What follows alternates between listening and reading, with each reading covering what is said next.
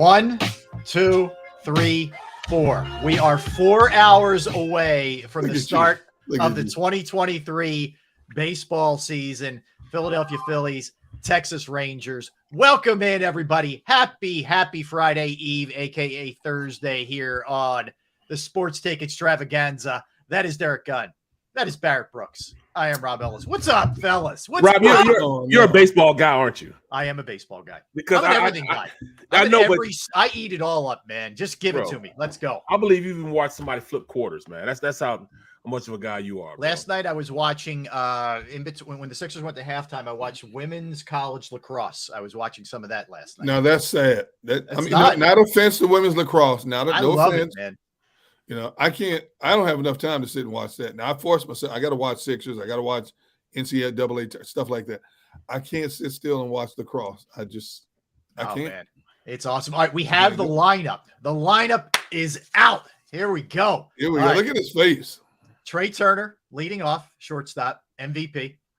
Kyle Schwarber, DH. His batting average will be much higher than it was last year with the shift off. He's DHing. JT Realmuto will catch, best catcher in the game, hitting third. Third, okay. Yeah, Derek Hall. So what they're doing is they're going righty, lefty, righty. Derek Hall lefty in the cleanup spot. He's playing first base. Nick Castellanos will start in right. He will bat fifth. Bryson Stott. My God, and this is clearly breaking up the righty lefty thing because he goes Stott and then Bohm. So Stott's at second. Bohm is at third. Okay, he's hitting seventh. Hitting eighth is Jake Cave. He will play left field, who had a scorching spring, another lefty. And then you round it out, batting ninth, playing center field, Brandon Marsh and Aaron Nola on the hill for the Phillies. So it's Turner, Schwarber, Realmuto, Hall, Castellanos, Stott, Bohm, Cave, Marsh, Nola. No real surprises there, guys. You're obviously missing Harper. You're obviously without Hoskins, which you're going to have to deal with for the entire year. But that's still a pretty nasty lineup right there. Well, no DH? Yes, DH, Schwarber, which is good. Cave's a way better fielder. Cave's playing left. I like it. I like it also, man. I do like it also. And he's going up against Jacob deGrom today. I mean, I know deGrom's on a pitch count, but deGrom has owned the Phillies in his career. And I can't wait to see that. 65 pitch count. What is it, 65, 70 pitch count? 65 is what they're saying. Okay. So career, deGrom is 9-1 with a 2.18 ERA. 136 strikeouts and 120 innings in 20 starts against the Phillies. That's unbelievable. That's dominance, fellas. Hey, I have to sidetrack for just a moment, Rob. Yeah. I just got a text, and somebody texted me and said, compliment Barrett on his makeup. Looks great today. He hates when I do that to Tony. Him. LOL. Yep. You know who it was. What is he doing? Makeup, right there. There's Bro, the text I right never wear makeup. I started out with that because I've seen the stitches. What are you talking about? Oh man, that's cold. Man. That is cold. Man. When I first started out doing this thing on TV, man, they made me wear it, and they had a makeup artist. You guys remember her? Oh, she was great. Makeup Mindy. Mindy was the best. Yeah. Well, after that, I was like, you know what? I can't do it anymore. I stopped. I never wear it now. Never. Oh, you got to with those cameras, man. Especially if you sweat a lot. HD, it's so man. good. Yeah, HD does not lie. You know what it is? You just it's not. You're right. You're just gonna see me sweating. That's all. You're a rebel. Sweat.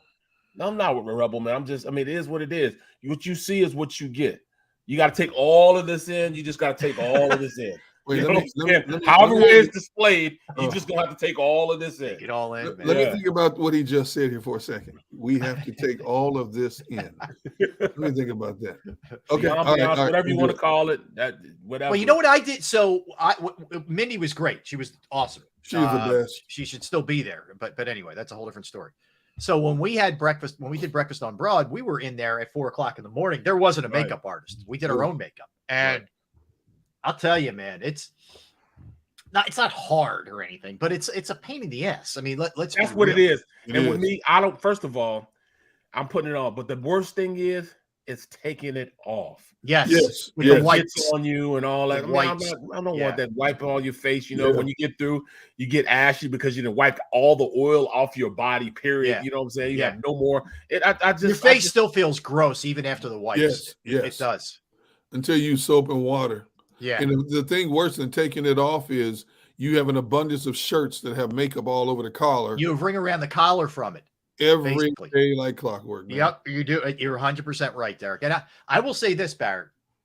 Once I left NBC Sports Philadelphia, I never put makeup on again. Really?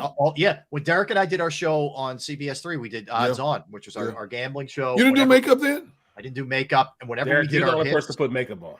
I did, man, because I know my head shines a lot, and I have oily skin like around my nose and stuff. So yeah, we use powder and a foundation, kind of a cream foundation. Absolutely. See for Tuna, Cap Tony. What? He wears makeup. I don't. No, I said I did. See, you keep twisting my statements. You twist them. Now, none of us do for this, right? I mean, I don't put makeup on for Bro, this. I don't put makeup on, period. I don't know how women do it every day, to be honest. It's from the makeup. I'd be the ugliest big woman you ever see, bro, because I would never put makeup on. What you see is what you get. That's right. Come on, man. Ashy knees and everything, bro. Dang. Hey, man, before we came on the show, like 2 minutes before we came on the show, Rob Barry, you hadn't latched on yet. It was me and Rob and Tone, our producer. And so Tone said, hey, man, that name Derek Gunn is the dopest name ever. So I explained to him how, I said, most of my adult life, especially since I've been in this industry, I don't care where I've lived, people will ask me, is Derek Gunn your real name? And, I laugh, yes, it's my real name. And so Tone said, D Gunn, that name sounds like a punch-drunk boxer from a Rocky movie. Oh my God. Now I'm thinking he was going to say, D Gunn, because some people say it sounds like an espionage name or like an actor's name. Oh no, Tone took it straight to the gutter. Sound like a punch-drunk boxer in a Rocky movie, and I'm like, that don't seem like it's real though. You know what I'm saying? It doesn't. Gunner. It doesn't. Gun. Well, you know what? When I worked in Pittsburgh, there was a legendary broadcaster named Bob Prince. Yes. Mm-hmm. You remember him? And he was known as the Gunner. Yeah. And was that his nickname? I didn't know that was his nickname. Was the Gunner. Okay. Yeah. Okay. When I got to Pittsburgh, people were offended when my co-workers like Sam Nova, John Fedko, other people, news anchors, let's go to Gunner. And people like, you're not Gunner. Bob Prince is Gunner. I'm like, dude, I'm not here lobbying for a nickname. It just started. That nickname has followed me everywhere I've gone, Gunner. Then it evolved here to D Gun. It was like D Line, D Gun. It's like, I don't even know who I am anymore. What is it? John Dickens. His name is really Derek Gunderson. He's Swedish. Yeah, you know what? Duck Wynn is correct. Wasn't Gunn an old black and white TV detective? Yeah, Peter Gunn it was a famous TV show. Yeah, back in the 60s. Absolutely. And the theme song was dun dun dun dun dun. Yeah, that's a big time theme song. Yeah. Yes, it was. I remember that. I do remember that. Good call, Doc. Yep, absolutely. So out of all, I think it's it sounds like a stage name. Like it's a great name. Derek Gunn is. I admit. I have to admit. Derek Gunn is one of the best. I mean, I'd want to be a football player and have the last name Gunn. That's like big time. You know what I'm saying? Big time. A football player and a gun. Have you ever known a football player last name Gunn? No. In fact, you're the only Gunn I know, especially with two N's. Yeah, I just thought about this. In all the years I covered football as well as other sports, I never interviewed anybody with the last name Gunn. Well, we don't want any more guns, bro. Wow, wow. You. It's your lineage. That's your line right there. That's your line. That's the broken off line in the gun nation. I'm still getting over the fact. I told you guys in recent years, all my life, I thought the last name Gunn was English. And then come to find out the last name Gunn is Scottish. So I'm still coming to grips with this. And Irish too. Is it Irish also? Yeah, okay. It could be any of those. Yeah. Okay. Yeah. So I'm still coming to the grips with the fact that it's not English. It's Scottish. What is feed your Lord? Feed it. Scotty, can you get us out of here? I love Scotty, by the way. I love it. Captain, I can get her up the warp 9, but you can't do no more. No, but the Scott lawn dude, he's like angry. Feed it. Right. At you, I like that guy. He's intense. But look at this though. Like my name, like Barrett. Yeah. I know I'm on Facebook, if your first name is Barrett, everybody that's Barrett. And I found a bunch of Barrett Brookses. You know what I'm saying? Yeah. There's Barrett Brookses. Yeah. Well, long story long, Barrett came from my grandmother. My grandmother named my father Barrett. And when she named him Barrett, the reason why she named him Barrett is because her doctor was Dr. Barrett. Oh, wow. a Jewish guy. His last name was Dr. Barrett, and she really liked Barrett. Left an impression. That's good. Yeah, so his name was Barrett, and I became Barrett. So that's what it came from. Now, how many guys do you know named Barrett? I know on Facebook it's like 4 guys right now that I know are Barretts. In Really? fact, I think it's a unique first name. There is one particular kid. He just turned 6 3 days ago. His parents actually named him after me, Barrett, because they like Barrett so much. Yeah, and I met him. I feel so bad for that kid. Poor kid. Stop it, man. Stop it, man. Stop it. But during Breakfast on Broad, I did something, and when I went out, I did an autograph sign over across the street at the stadium, and they brought him. Say, here's little Barrett right here. I forget Barrett's last name, but I love Barrett, so we named him Barrett. I was like, oh, that's great. I mean, I'm not gonna sign his forehead or nothing, but still, it's Barrett was cool. So I was like, all right, cool. That's awesome, man. Did you ever ask your parents why they named you Barrett? Now, and I'll tell you why I'm asking you that. You're named after your dad, aren't you? Right? I am, yeah. Oh, you're a junior. Okay. Yeah, I'm a junior. Okay. I always asked my dad, back when I was born, the name Derek was not a common name. And you spell it wrong too. Now, I spell it right. Everybody else messed the name up. That name is spelled. If you look in the dictionary, the way my name is spelled, D-E-R-R-I-C-K, it's an oil rig. It's an English word for like oil rig. See? Wow. If you look it up in the dictionary, I always ask my parents, of all the names, and my parents are both from the South. Yeah. Hey, why would you name me Derek? And that is a little ahead of its time. Your name was they named you ahead of the. Yeah. What was the reason? They just said, "Oh no, we just like the name." I never got a definitive answer. They like the name. My name. So I'm the like third, the kid that came out. But I'm the third Robert. So are you? My grandfather was like, Robert Michael. My dad was Robert Thomas. Wow. I'm Robert Patrick, and my son is Robert Francis. So none of us are juniors or seniors or the thirds or the fourth because we all have different middle names. Okay. But my dad was Bob. Yeah. I'm Rob. My son's Bobby. And that's the distinction. Different middle names. You know Bobby D Gun. I love Bobby. I know, man. That dude's like 6'2", 6'3". The tall dude. We'll put it like this. His son always, like, when I used to go to Phillies games, and I'd be in a Phillies game, and Rob would go with the tickets, and it'd be he and his friend. I'd be in the nosebleeds. Yeah, he'd be in nosebleeds, right? So he'd see me walking. Hey, Mr. B. I'm like, what's up, man? What's going on, little Rob? Hey, are you going up to the suite? I'm like, yeah. So he and his friend, hey, we're going with you. So I get them up in the suite, and they're eating good. Oh, yeah. I take a picture of us eating good and drinking, and Rob sitting up in the cheap seats, you know what I'm saying? Cold. Sunburned, freezing, yeah. And meanwhile, not only, and he loves Barrett, by the way. Not that he doesn't like you, Derek, but meanwhile, as he stays in the suite for like 4. I see him in like the 9th. I haven't seen him since the 2nd inning. I'm like, dude, really? And he comes empty-handed with nothing to give you. No, nothing. I'm like, anything, a bag of not even peanuts? A cookie or nothing. No, nothing. Wow. Hey, you want to hear weird combinations of names? One of my best friends I went to high school with and college with out in California, his name was Milton Yvonne Austin. E-V-O-N. His wife's name was Tans, T-A-Z, Tans Eddie Austin. That's some different names. Uh-huh. Yeah, that's different. Yeah. Okay. The Fitness Rebel says, Barrett, I'm named after my dad too. What? Well, hey, my granddaughter, and this kind of hit me right here. My granddaughter. Yeah. So when she found out that she was having a daughter, we had gender reveal, and she told me the name. I got all choked up, man. Hit me right here. Her name is Charlie. She's gonna name her Charlie. My name is Barrett Charles Brooks, and her name is after very me, nice. Charlie. I like that. Yeah, so my granddaughter's gonna be named after me, Charlie. That is awesome. Is that gonna be her birth given name, Charlie? Yep, Charlie. Oh, that's cool. That's cool. Yep, that is cool. So, I love that. That's awesome, cool. Man. Good to hear. Yeah, what is? I'll ask you. I was just circle back to this. So that you weren't going to sign the kid's forehead, that little baby, right? What is the strangest body part you've ever signed? I have signed breasts before. I have too. Yes, I've signed breasts before. I ain't admitting to nothing. I ain't signed nothing. I've signed a butt.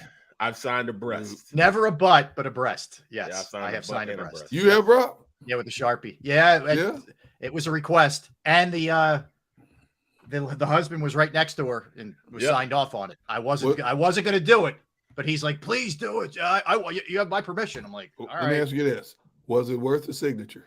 Yes. Emphatic yes. He gave an emphatic yes. Yes. Yes. Strong. Yes. Yeah. Yeah. Wow. So there was that. Yeah.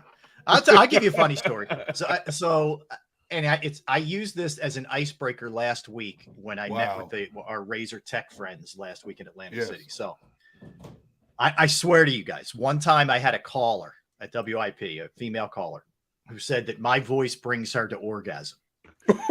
What? I am not kidding you. And because she used to call all the time and she would be all worked up when she would call. Yes. I swear to you guys, I'm not making this up.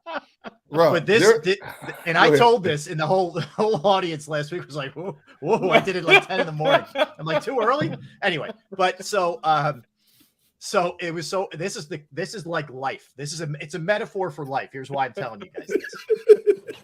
So after she does this whole thing, I'm like, damn.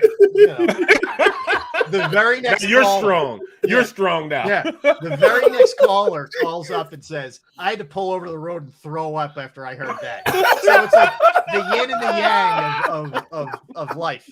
Yes. I swear to God. Oh my goodness. We have talked about any we are and way off every the rails, by the subject way. I love it. under the sun over the past year. That's a new category right there. Yes, that's a whole new category. I thought I had stories. Yeah. That was amazing, Rob. Yep. And you kept that from me all these years. It started getting to the point where like she would call every week and it was getting weird. Like it started getting weird. Man. Hey, let me ask you this. It started because of daggone Captain Tony, man. Yeah, right, Tony burst the dam for all this. Right, man. Rob, I got to ask you this. When Yeah. she would call, after you found this out, when she would call the show, would you automatically deepen your voice just for that moment? Hey, call her. Yeah, I started going like Barry White. At that point. Some of the comments on this, man. Come on, man. Come on, man. Yeah, man. I hear you. Yeah, Oh, so my it's goodness. gotten interesting today. I don't know what's going on here, but it's gotten interesting today. This is you guys, man. See, this is why I show up, man, because you never know what we're gonna end up talking about. That's a good point. Yeah. How did it just turn, man? I don't wear makeup. See, look, I don't. That's wear it. That's makeup, what started man. it all. You know, See, I don't wear makeup. Hey, man, I got a text. I shared it, and all of a sudden we veered off in a Robbie O. I'm start calling you Robbie O now. And we're Robbie O. Well, talking about this Captain Tony, man, he calls me up. You know, he gonna send me a text last night. It's like 9 o'clock. He'll send me a text last night. Hey, man, I gotta go pick up the boat at the end of April. Oh, man. I said, what do you mean you gotta pick up the boat, man? Yeah, the end of April. I said, I'm going to Miami, man, on the 5th, because I'm going to watch F1 racing. He said, yeah, it's the week before that weekend.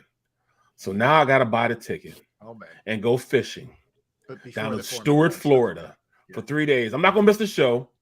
I'm gonna leave out Friday night, fish Saturday and Sunday, and then fly back early in the morning on Monday or late Sunday night after we fish. One of the two. I haven't got the ticket yet. Did you hear what he said, bro? I'm extending an invitation to you two. You know I can't go because the week after I'm heading west. So I ain't going. I can't go. I wish I could. I already have. I have both. Both weekend days I'm working. I know that for a fact. Rob, did you hear how he put it? Now I gotta go fishing. Like he's depressed. That's the draft, isn't it? That's the draft. Wait, the draft's 29 days from now. The draft. I thought it was the 27th and 28th. Yes, the 27th, 28th, 29th of April. Yes. So I can't go. Well, didn't you say it's the second week ago? No, he said no. Oh, I'm sorry. That Friday, Saturday, and Sunday. Barrett. It's Thursday the 27th, Friday the 28th, Saturday the 29th. Oh, I can't go. I'm mad now. I'm pissed. Did you just ruin my entire day? Who? Me or Rob? Both of you. Both of you. Both of you. You are a Philadelphian now. You are officially a Philadelphian now. If you want to be a Pittsburgher, used to did it to me. Used to. If you want to be a Pittsburgher, say Yuns. Yuns. Man. I just thought about that's the draft. That is the draft. Yeah, it is. Yep. Wow. That Thursday, and you'll be doing your thing. Derek and I'll be in AC. I'm sure. I think I'll be in AC too. Yeah, it was fun. Really? We had fun. That was fun Really? last year, Derek. Yeah. They were good shows. How are you going to be in AC? I just think I'm doing like hits. So if I'm doing hits, I can do them from anywhere. Okay. Really? You're not in the studio for NBC then? I don't think so. I've never known them not to do a draft show. But man, they're getting cheap. You just want to blow high, don't you, Derek? You know, I'm thinking Look, I welcome your company. Yeah, what are you trying to say, Derek? Let's be No, happy. I'm just shocked. He's trying to get rid of me. No. I'm just kidding, man. I'm just kidding. Now, see, y'all can't get to me. I get to you too. You can't get to me. No, I'm shocked that the way he's saying it is if NBC is not going to do a draft show. One of the few sports things they still do was a draft show. That's like a given. I'm shocked that he's saying that. Wow. That's all. I forgot that it's the draft. I would make sure with them, you know. I got to check it out. I don't want you to get jammed up. Hey, come on down the ocean, man. So, hey, you want to see some real food? What real food is like? Oh, for legit, dude. Rob, you remember the stuff we had last year? The seafood, the chicken tenders were off the chart. The variety of what they brought us was oh my goodness, unreal, and we ate real good during the day. They brought over Shake Shack or something like that. Appreciate it, guys. Thank you. Hey, keep rubbing it on in. You keep rubbing the fishing trips in. We rub the food in. Yeah, I'm not going on a fishing trip now. Yeah, you rubbed the other one in though. I did. That was amazing. That was an amazing. I will give you this. You were still doing like hits for us. I appreciate it. Right, I appreciate the effort. You know. What was the one where you guys almost got your hand bit off? The one point, it was bro, crazy. a tarpon. It's like a 7-foot tarpon. Yeah, dude. You know what I'm saying? But they don't have teeth though. They just have a rough ridge in their mouth. They don't have teeth. I'm still not testing those bad. No, I'm serious. It's like as many fish as I put a tarpon is like a bass. A bass it feels like sandpaper almost. Yo, kept Tony's wife, right? She called you. You better not take Barrett over there to feed them tarpons. I'm like, why not? Because they're gonna take your arm off. So I mean, during the whole time I'm thinking to myself, oh, I'm gonna get my arm taken off. You know, so I'm looking at it like, oh, here we go. So I went on and did it. So then we called Tam back, and Tam, when I answer the phone like this, Tam, I no longer got an arm. See, I told you. Oh my God. Oh man. Oh, she's amazing, man. She's amazing, awesome. man. But she said, told you, you probably don't have your fingers now. 3 of your fingers are gone, aren't they? Oh, jeez. All right. So you guys have issues, man. I'm the only sane one on this show. I wouldn't go that far. So right. You the one. You're the fire starter. You know what I'm saying? You are the fire. You were like yeah. I'm a peace-loving man. That's right. Sal Pal at 12:30, guys. Sal Palantonio is going to be joining us. We'll talk Eagles with Sal Pal. 2:00. I just got confirmation. Scott Fransky will join us from the radio. There you go. There we go. There you go. And he's interviewing Rob Thompson at 1:45, hopping on with us at 2:00. That's the kind of guy Scott Fransky is. So he's that dude. So we appreciate that. So we have a good show. Yeah, good show. Sixers win last night. We get back to the winning ways. Come back home. Rusty early. Rough first quarter. Got the rack together. Win the game. We'll get into this more later, guys. But I thought Embiid really hit a perfect tone after the game when he was asked about the MVP thing and sitting out the Joker game. He was like, basically, look, I don't care at this point. If I haven't done enough to show you that I'm that guy, then, what are we doing here? Number one, which I give him props for that. I thought that was really right on. And then, he also said, like people are out there intimating I'm scared. When we played head to head, and he wasn't ripping Joker. He said how much he loves the guy. He's like, my numbers speak for themselves when we played head to head. And I thought I really, sometimes he comes off a little bit immature or whatever. I props where props are due. I thought Embiid nailed it last night. Agree. And you know what? There's a tone of frustration because he's been passed over 2 years in a row now. But I like the way he's handling it. And you get to a point, anything you do in life, you get to a point, if it doesn't work in your favor, you know what? It is what it is. I can't control it, But the funny thing about what you just said is, had there been another player talking about Embiid, how would we have received it? Think about that. Yeah. Being Philadelphians, yeah. How would we have received that? Even if it was humble, how would we have spun that? And I agree with you 150,000%. I thought Joel handled it professionally, very humbly. It's just a matter of fact statement. It's not like he's beating his chest or anything. Yeah. And it's so right. And you were talking about the percentages of how close the race is, and I got a feeling he's going to get screwed again out of the award. Just like I don't now. Huh? I don't now, though. I hope he doesn't. Right. But how many times did you guys hear me say in the latter part of the football season, if Jalen Hurts and Patrick Mahomes were neck and neck, even if Jalen hadn't missed those 2 games, they would have found a way to give the MVP award to Patrick Mahomes again. Yeah. And when he missed those 2 games, I hear you. I hear you. We'll get into them pretty heavy later. Temple's hired a new basketball coach, Adam Fisher. He is from Jamison, PA. He's always a local guy who knows the area. He was at Penn State last year. They had a great run last year. He was a longtime assistant at Miami, helped recruit a lot of big-time talent to Miami.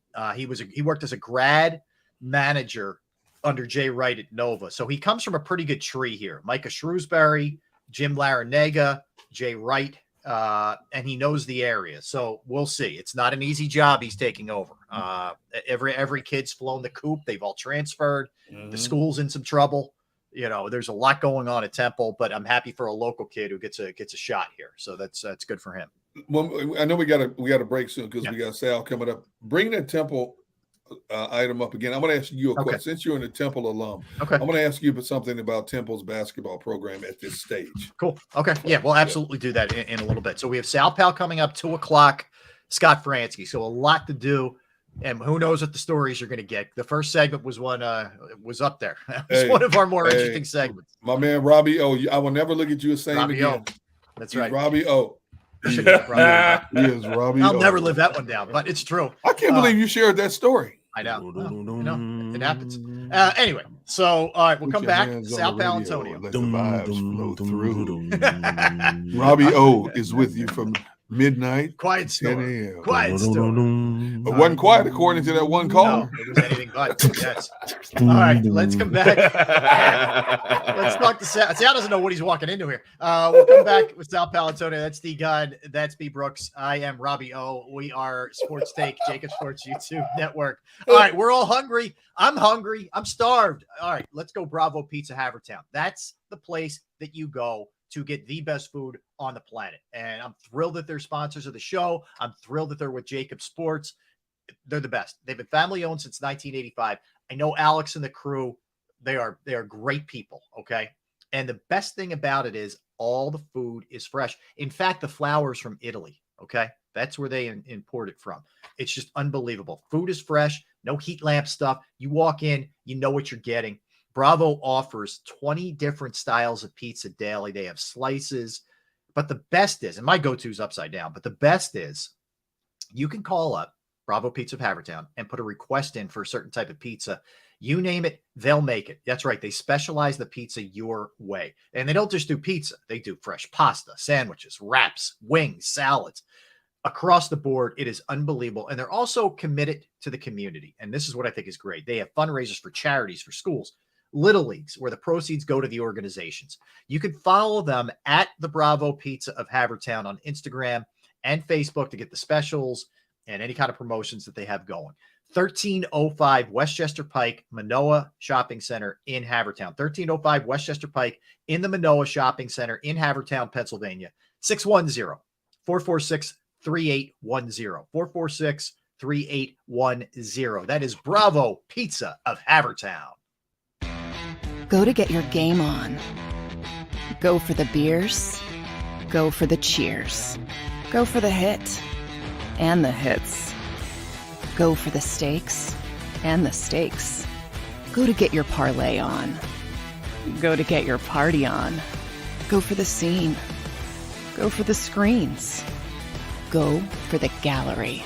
Go for the win. Go to Ocean. Visit theoceanac.com to plan your visit. Imagine for a moment that you went to work today and when you came home, you were catastrophically injured. Your life and your family's life. That's what happened to union construction worker Mike Little. I was scared of what the end was going to be, but to be 100% honest with you, I knew I was going to be all right just by talking with Brian. In my heart, I just knew everything was going to be all right. Call the firm and find out why they say, "We got this." Call 215-458-2222.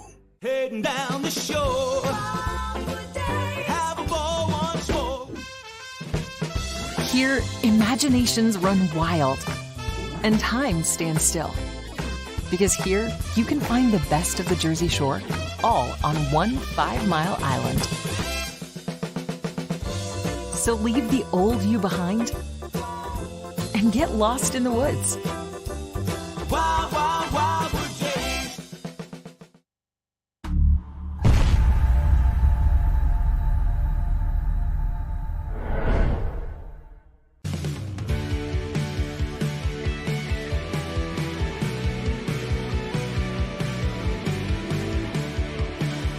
My name is Fran Salerno, and I'm a managing director here at Del Valle Insurance Group. Been in the business for over 36 years, saving people money on their insurance needs. Give us a call. Let us help you custom design an insurance plan that meets both your needs and budget.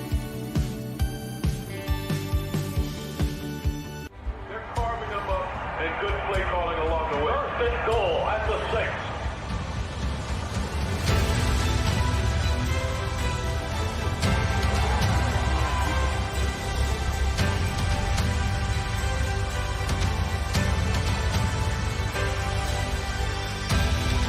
On the field of life, First Trust Bank is there for you. Champions on 3. 1, 2, 3. Because Philadelphia dreams deserve a Philadelphia bank.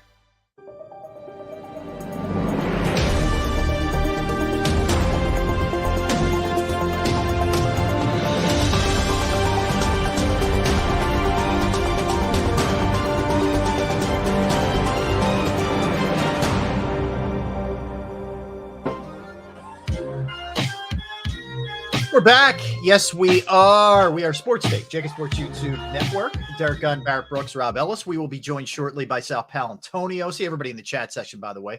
Didn't get a chance to say hi right away. We see all you guys. We appreciate all you guys streaming, all you guys listening, just hanging out, taking it all in. And we got him. We actually got it. We were ready to roll. We got our next guest now. He is the man. He has been doing it to me at the highest level that we've seen from a reporting standpoint, covering the NFL for more than 30 years. And before that was just a great general reporter, author, you name it, the whole nine. He is the one and only Sal Palantonio from ESPN, NFL reporter. Sal, good afternoon. How are you? Good afternoon. How are you guys doing? You got me? We got you, Sal. Loud and clear, baby. Looking good, man. Sir. Yes, sir.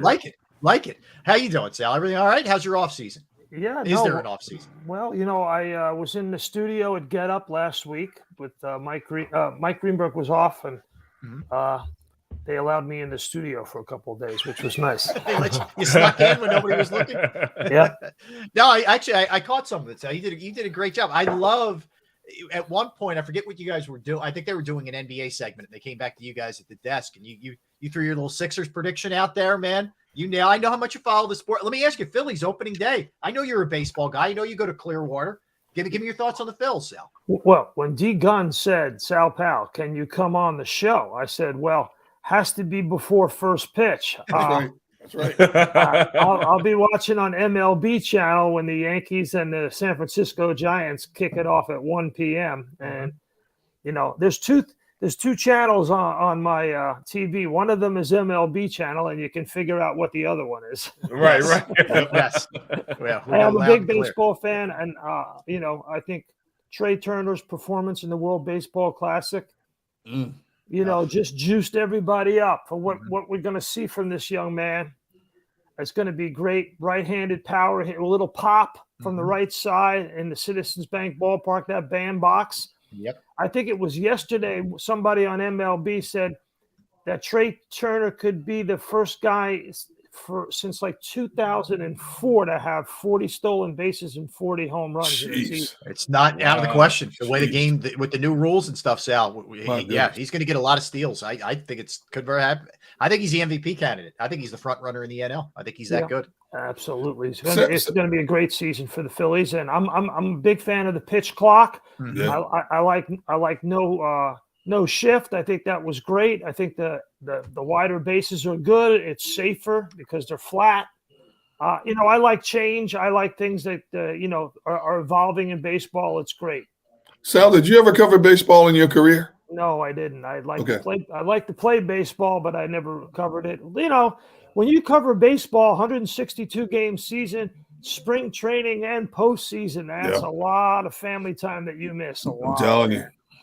I don't know how those guys do it. I don't either. Yeah. 162 games. I mean, that's ridiculous. That's a lot. That is a grind, man. Yeah, that is a grind. That's for sure. Sal, so much to get to here, Eagle-wise. Let me start with this one. The Lamar Jackson thing just keeps spinning in the ether here, and meanwhile it's nice and quiet. And I mean that in a good way when it comes to Jalen Hurts, and Howie made no bones about it at the owners' meetings, and Jeffrey too. We want to get this done. How soon do you think we'll see it get done? I think it'll get done pretty soon. The Eagles like to make a big splash, and I wouldn't be surprised at all if they did it around draft time. You put that news out there that Jalen Hurts is signed. I would not be surprised if it didn't happen right before or right after the draft. That's close. 29 days away from the draft. At this point, well, it's real easy. You hand the young man a blank check and say, "Hey, number one, how much you want?" Yeah. Well, what do you think is the biggest object right now? You think if you're looking at Jalen in his camp, is it guaranteed money, or is it the amount of years? What would you think is the biggest thing? Nicole Lynn, who's running the operation for him, is a real under the radar person, just like Jalen Hurts. Just like the Hurts family, you're not going to get a whole lot of information out of there, I don't think, and I don't have any. I don't know of anybody who does. So it's just strictly conjecture. But I remember being on this very program in December, and I said it's got to be $50 million guaranteed. I mean, to me, you have to start with $100 million guarantee. Lamar Jackson got an offer of 3 years guaranteed, $133 million from the Ravens. I mean, to me, you start at 150, right, and say, "All right, we're going to give you $50 million, $50 million, $50 million guaranteed for the first 3 years, and then we'll see where it goes." Yeah, yeah, and you look at it from his perspective, Sal. Let's say it's a 5-year deal. He's not even 30 yet, and then he could test the waters again. I mean, it's.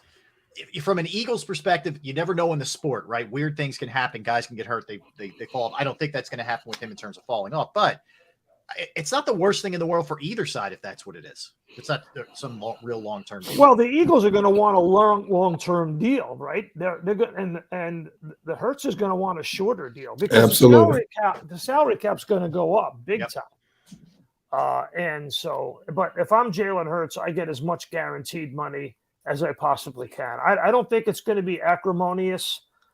Just knowing the players on both sides, the Eagles are the only team that have given out 3 $100 million plus contracts to quarterbacks. That would be Donovan McNabb, Michael Vick, and Carson Wentz. Okay, so they're going to get it done. He's going to get paid by the Eagles. The Eagles have money. The league has money. Jalen Hurts deserves the money. Those guys didn't come back on those sweetheart deals for a year. Those guys, the selling point wasn't, Howie Roseman's good looks or Jeffrey Lurie's fancy cars. The selling point was the chance to play with Jalen Hurts again and get back to the Super Bowl. That was the selling point. No doubt. Sal, if I'm in Jalen's camp, I want a shorter term deal simply because he'll be 27, 28 when that deal's up if he does a 3-4 year deal and he goes right back to the table.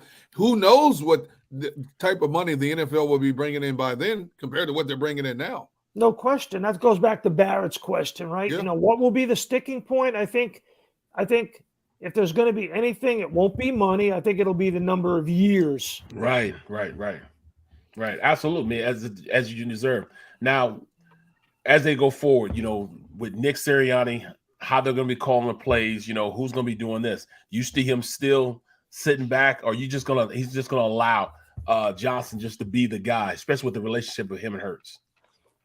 Well, it's going to be hard for them to duplicate what they did last year. So that's what I'm trying to. Let's start with that. I mean, they were 14-3 for the first time in team history.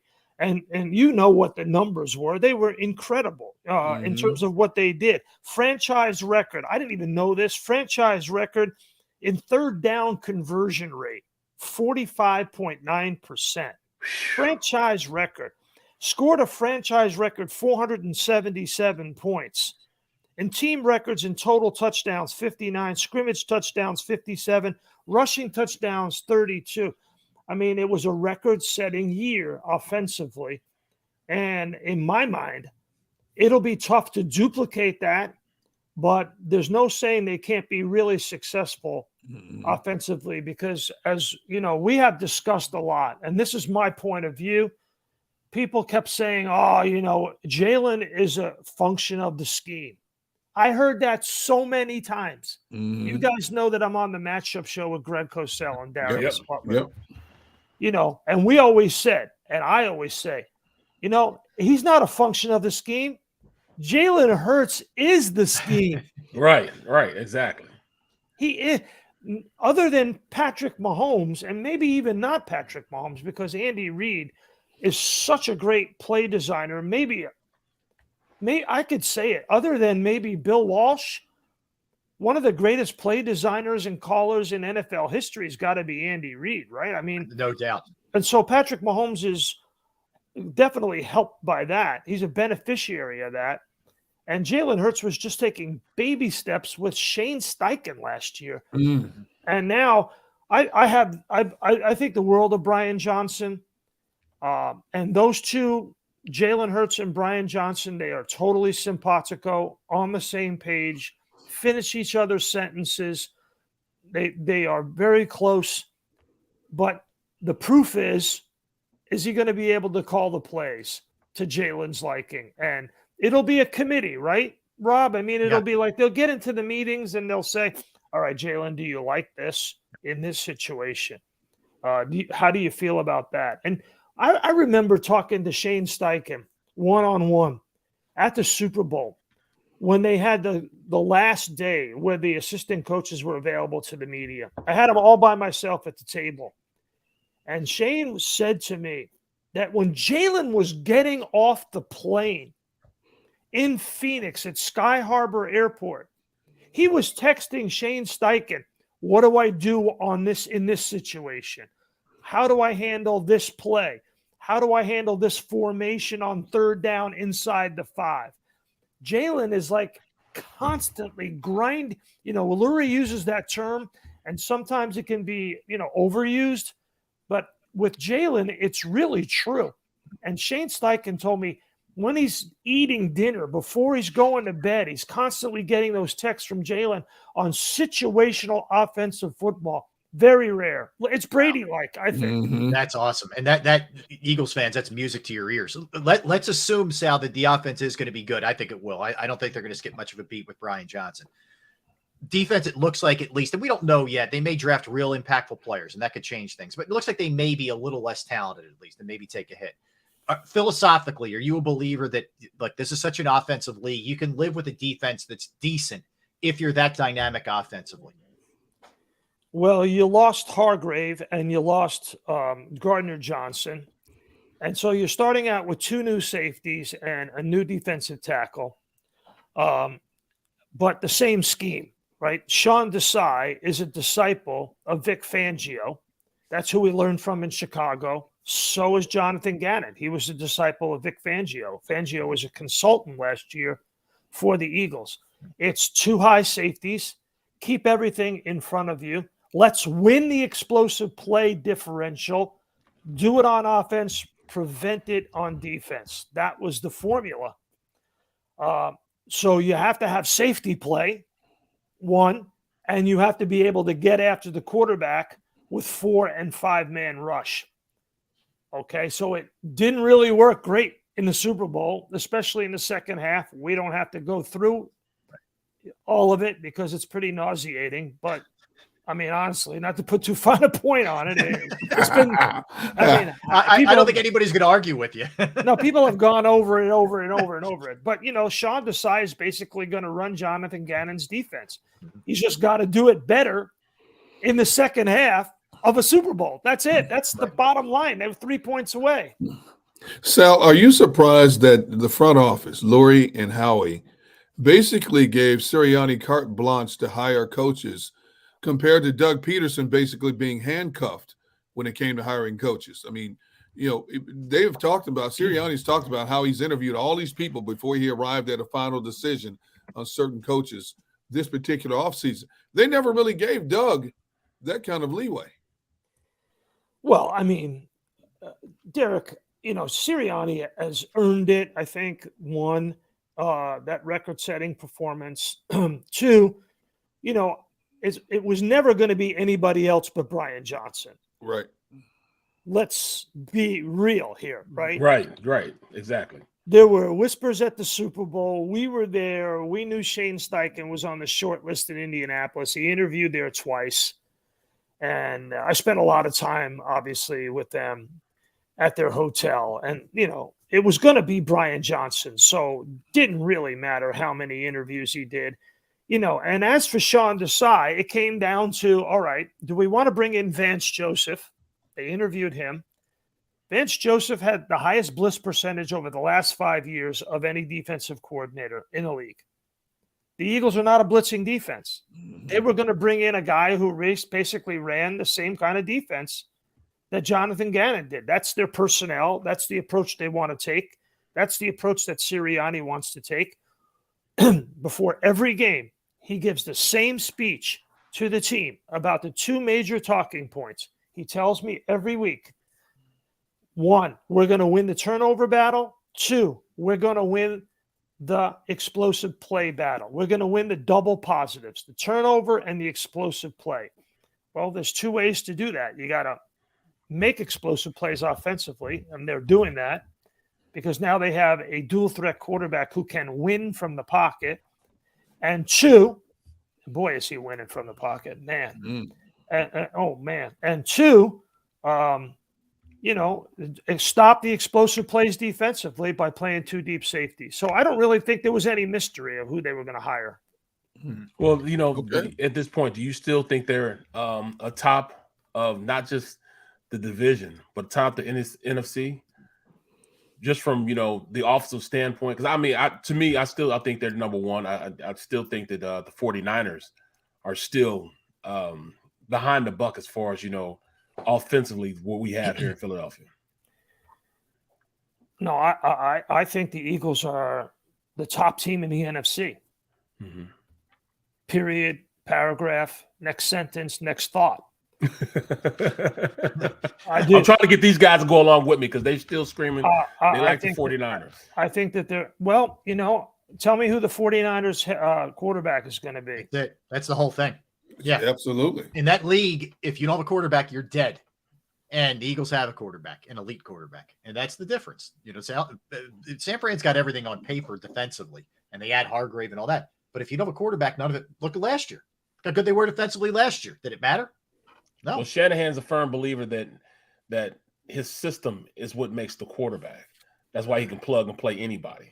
Well, it's hard to disagree with that when you look at the results of who he's put in there. I mean, they haven't won the Super Bowl, but you look at what they did. I mean, how many franchises play 3 different quarterbacks in one season and keep the machine rolling? You don't see that. Usually when you have a significant drop-off when you go from 1 to 2 and definitely 1 to 2 to 3. But that machine kept rolling and got better as the season went along with this Mr. Irrelevant kid that nobody ever heard of before until he got hurt. Yes, and in general terms, I definitely agree with you, D-Gun. But I think, again, let's keep it real and let's pull the lens in and look specifically at what's going on with Kyle Shanahan, all right? He comes into Philly and he fails to protect Brock Purdy. Mm-hmm. And Hassan Reddick is jumping all over him as if he's skydiving in from I-95. With a tight end, nonetheless. Yeah. Okay, now you go 1 game later in the Super Bowl, Andy Reid's got Hassan Reddick blocked and they don't touch Patrick Mahomes. Right. So, I mean. Great point. I don't know from nothing, but I'm just telling you, listen, you got to be able to protect the quarterback. And if you have a young quarterback like Brock Purdy, what are you doing? You signing Hargrave to protect Brock Purdy? What? You had the best run defense in the league last year when you walked into Lincoln Financial Field, mm-hmm. and the Eagles waltzed all over you. They didn't have to throw the ball because they lost their quarterback. Mm-hmm. Absolutely. So, great point. And they let their starting right tackle, who wasn't that good, leave. And trying to piecemeal a starting right tackle right now. Yeah. You know, so I mean, I that's why I say the Eagles are the number one team in the NFC, not the Giants, not listen, the Cowboys improved themselves. They did. You know, they realized they're getting beat. They brought in Gilmore. They realized they got to get better between the hash marks. That's what Brandon Cooks will do. He runs option routes. What is the one problem with the Eagles defense? You can load them in the middle. Yeah. Right? They are susceptible to the short and intermediate crossing routes over the middle, and that's what Cooks does. But they lost Dalton Schultz. Didn't they not lose Dalton Schultz? They did. He's gone. All right. So, I mean, that's a little bit of a wash. I mean, but Brandon Cooks will help them because it'll allow Dak Prescott to get the ball out of his hands much more quickly. Like Brady, you know, get the snap to release number down so Reddick and Sweat and the rest of the fellas are not jumping all over him or trying to flush him out of the pocket. Well, what do you think about McCarthy calling the plays, though? Well, you know, they had the fourth highest ranked offense in points scored last year. They were fourth in the league. So I don't think that was a major bone of contention or problem with the team. He says he wants to run the ball. So, okay, go ahead and run the ball. The Eagles have got explosive plays. I mean, I like what the Cowboys have done overall, but I don't see them supplanting the Eagles as the number one team in the NFC. So give me another one. Minnesota, the Eagles waxed them. Yep. Yeah. I can't say about it. Probably the Saints with Carr now. Yeah, but that's I hear. I think it's more in division competition than anything else, I would say. Yeah. Well, Dallas, the Eagles scored an average of 30 points a game against the Cowboys. They scored 26 and then 34, and Jalen didn't even play in that game. Yeah. Yeah. So in 2 games, they scored 60 points against the Cowboys defense. So they went out and got Gilmore, but if they can't deal with the Eagles' run game and Jalen Hurts, I don't see them supplanting the Eagles right now. I just don't. But, you know, it is hard to get back to the Super Bowl. As, you know, last 18 quarterbacks to lose a Super Bowl have not gone back. That's right. Yeah. You're absolutely right. That's troubling. That's a troubling stat right there. It's hard to go back. It is. It's hard to go back, and it's hard to go back and win. You know, the last coach and quarterback to lose their debut in the Super Bowl and then go back and win it was Hank Stram and Len Dawson in Super Bowl IV. That's 63 years ago. Wow. That's a long time ago. Okay. So it's hard to go back and it's hard to win it. But if there's any team that I think can do it, it is the Eagles. You got to obviously knock on wood. You got to stay healthy. That's numero uno. And you got to stay healthy at the quarterback position. That's the number one thing. Huge. So let me ask you this. This Aaron Rodgers thing is flat out exhausting. I'm tired of hearing about it. And both sides have a lot to gain and lose. But both sides want to feel like they don't come out being taken advantage of. Who blinks first in finalizing this deal? Well, here's what I've been told that's going on behind the scenes right now. Yeah. All right. Number one, they pretty much figured out draft compensation for 2023. It's going to be a second-round pick. The sticking point is what if Rodgers doesn't want to play in 2024? Yep. What will the compensation look like and turn into if he decides to go back to La La Land? Right? That's back to the darkness retreat. Peyote Kingdom. Peyote Kingdom. Yeah. You know, to each his own. Whatever he wants to do. Right. I don't want to make fun of it. I think do what you want to do as long as you know, as we used to say in the Navy, you want to stay out with the owls, you got to get up with the eagles in the morning. Right. Out. You go do your thing, but come to work the next day, right? Exactly. Ready to play, ready to put on the pads and the helmet and whatever it takes. So I'm all for whatever people want to do, but you know, just are you all in when you're here, right? Yeah. And I think the Jets want to get some kind of notion from Rodgers that he's going to come back in 2024. I don't know how they can get a guarantee. What is he going to write down? I promise. I promise. I mean, it'll be hard, right? I mean, it'll be difficult, but they have to get some indication. And then if he decides, you know what, I've had it, I don't like New York, they could always trade him. Yep. Yeah. They could always trade him. Boy, oh boy, the Packers made a real mistake. Yeah, they did. They should have traded him last year to Denver. Yep. It was there for the taking. Look at what they got. It was on their racket, Rob. It was on their racket. Look what they got, D-Gun. Look at it. Yeah. Look what they could have got. How many picks, how many players they could have gotten from Denver for Aaron Rodgers, and you still put him in the AFC. I mean, 5 draft picks and 4 players. And they're not going to get draft nearly picks, that. 4 players. And 2 were first-round picks, and 1 was a second. They made a real, and no one talks about that right now. Great point. Yeah, that's absolutely. Well, let me stay on the quarterback thing then, Sal. Lamar Jackson. How does this end? Is he staying in Baltimore? Is he going? Where does this end up? You know, that's a big tough one. I mean, you know, it's tough to put that toothpaste back in the tube, to use a cliche that's overused. I mean, I don't know how you make both sides. Lamar Jackson's going to have to figure out how do I go back? How do they save face? How do they help him save face in this situation? Because I just don't see any teams willing to give up the picks and give the guaranteed contract. So it looks like he's got to go back to Baltimore, you know, which goes back to, why did he put out that tweet? That's the only thing. I mean, what is wrong with these young kids these days? Well, these are young men. They don't get it. They don't get it. Why are they tweeting? What? Well, it eliminated his leverage.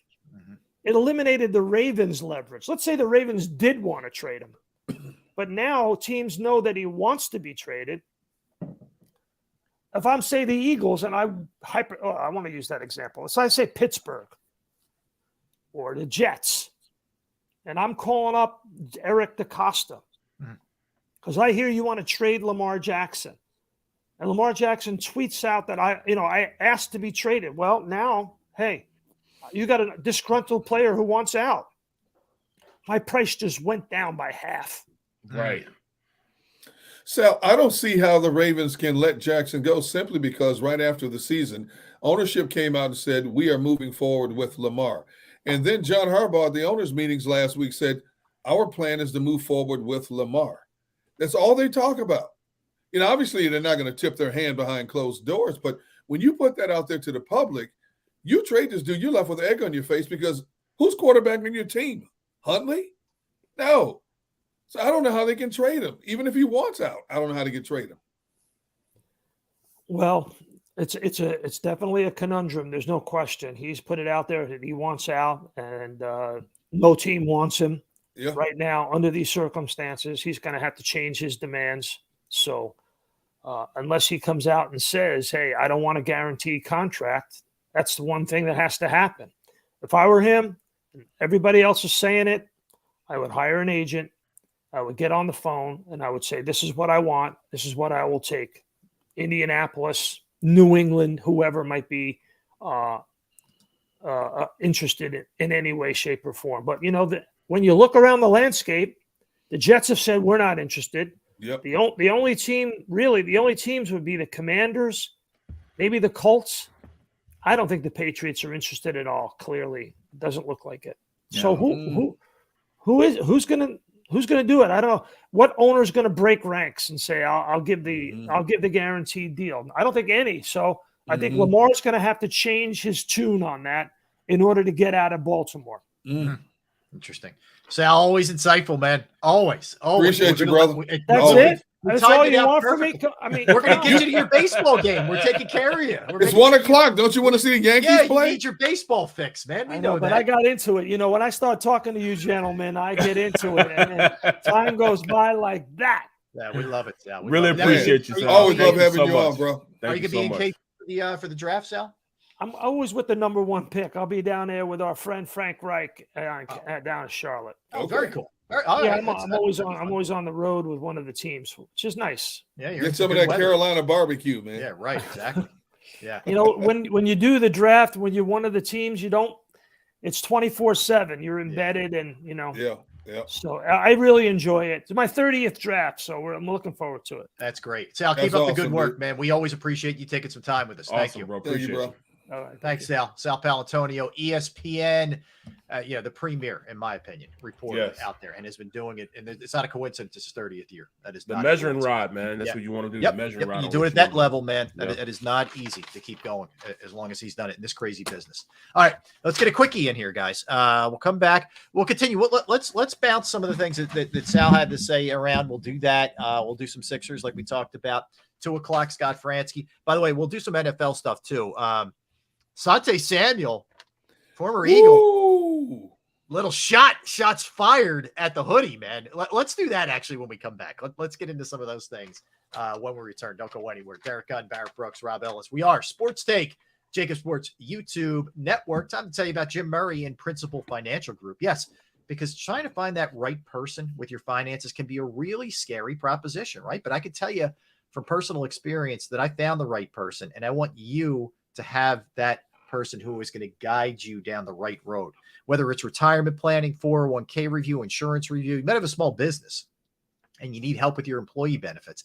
That's another resource that Jim can help you with. I know personally, I've entrusted my IRA, my 401k rollovers with Jim, and I couldn't be any happier. He's also a great resource to bounce things off of. If you just need him, you reach out to him. Here's the phone number, 610-996-4751, 610-996-4751. You can also email him, Murray, MURRAY, .jim@principal.com. That's Murray.jim@principal.com. Go to get your game on. Go for the beers. Go for the cheers. Go for the hit and the hits. Go for the stakes and the stakes. Go to get your parlay on. Go to get your party on. Go for the scene. Go for the screens. Go for the gallery. Go for the win. Go to Ocean. Visit theoceanac.com to plan your visit. I get scared sometimes. Of a lot of things. Joining in. Decisions. The dark. The dark. But I once heard someone say, But as I always say, it's okay to be afraid. as long as you face the fear. And keep moving forward. Wherever you are in life, count on the name trusted in insurance for over 80 years. Independence Blue Cross. Is the best vacation one that you find or one you get lost in? One that takes you to new heights or reminds you to go with the flow? To get your feet wet and your wheels spinning? One that lets you find your own rhythm or get carried away? Find the best of yourself. Get lost in the woods. Plan your stay in the Wildwoods today. Plan your day with confidence. Keep the umbrellas on hand. With Action News and AccuWeather. Numerous tornadoes. Your go-to team when severe weather strikes. The water is still rising. Keeping you prepared wherever you watch. Action News and AccuWeather, the team you trust. We all know that taxes are just part of life. It's true during our working years, but also in retirement. But what you might not know is up to 85% of your Social Security benefits might be taxed. Our team at Thrive Financial has helped retire thousands of people across the Delaware Valley by asking questions they never knew they needed to ask, including how their Social Security benefits might be taxed. It's time to be proactive on taxes. Get your Thrive Retirement Tax Playbook today. As a hardworking American, you've never experienced how tough life can be until now. A catastrophic injury while working on the job. A personal injury from someone else's negligence. Turned away by other law firms in the region who didn't bother to learn your story.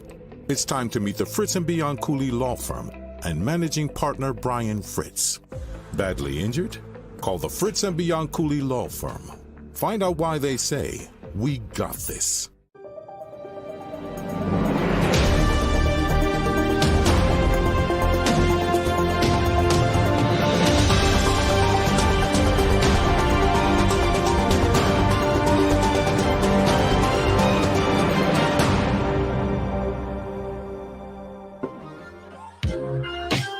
All right, welcome back in, everybody. Hope you're doing well out there on this Thursday. We got 2 more days left in the month of March. We're getting close to April. April hits on Saturday. So a couple things. We just wrap things up with Sal Paolantonio. That's Sal makes a lot of great points. That stat about the first-time quarterback, first-time coach getting there, it hasn't happened since Super Bowl IV.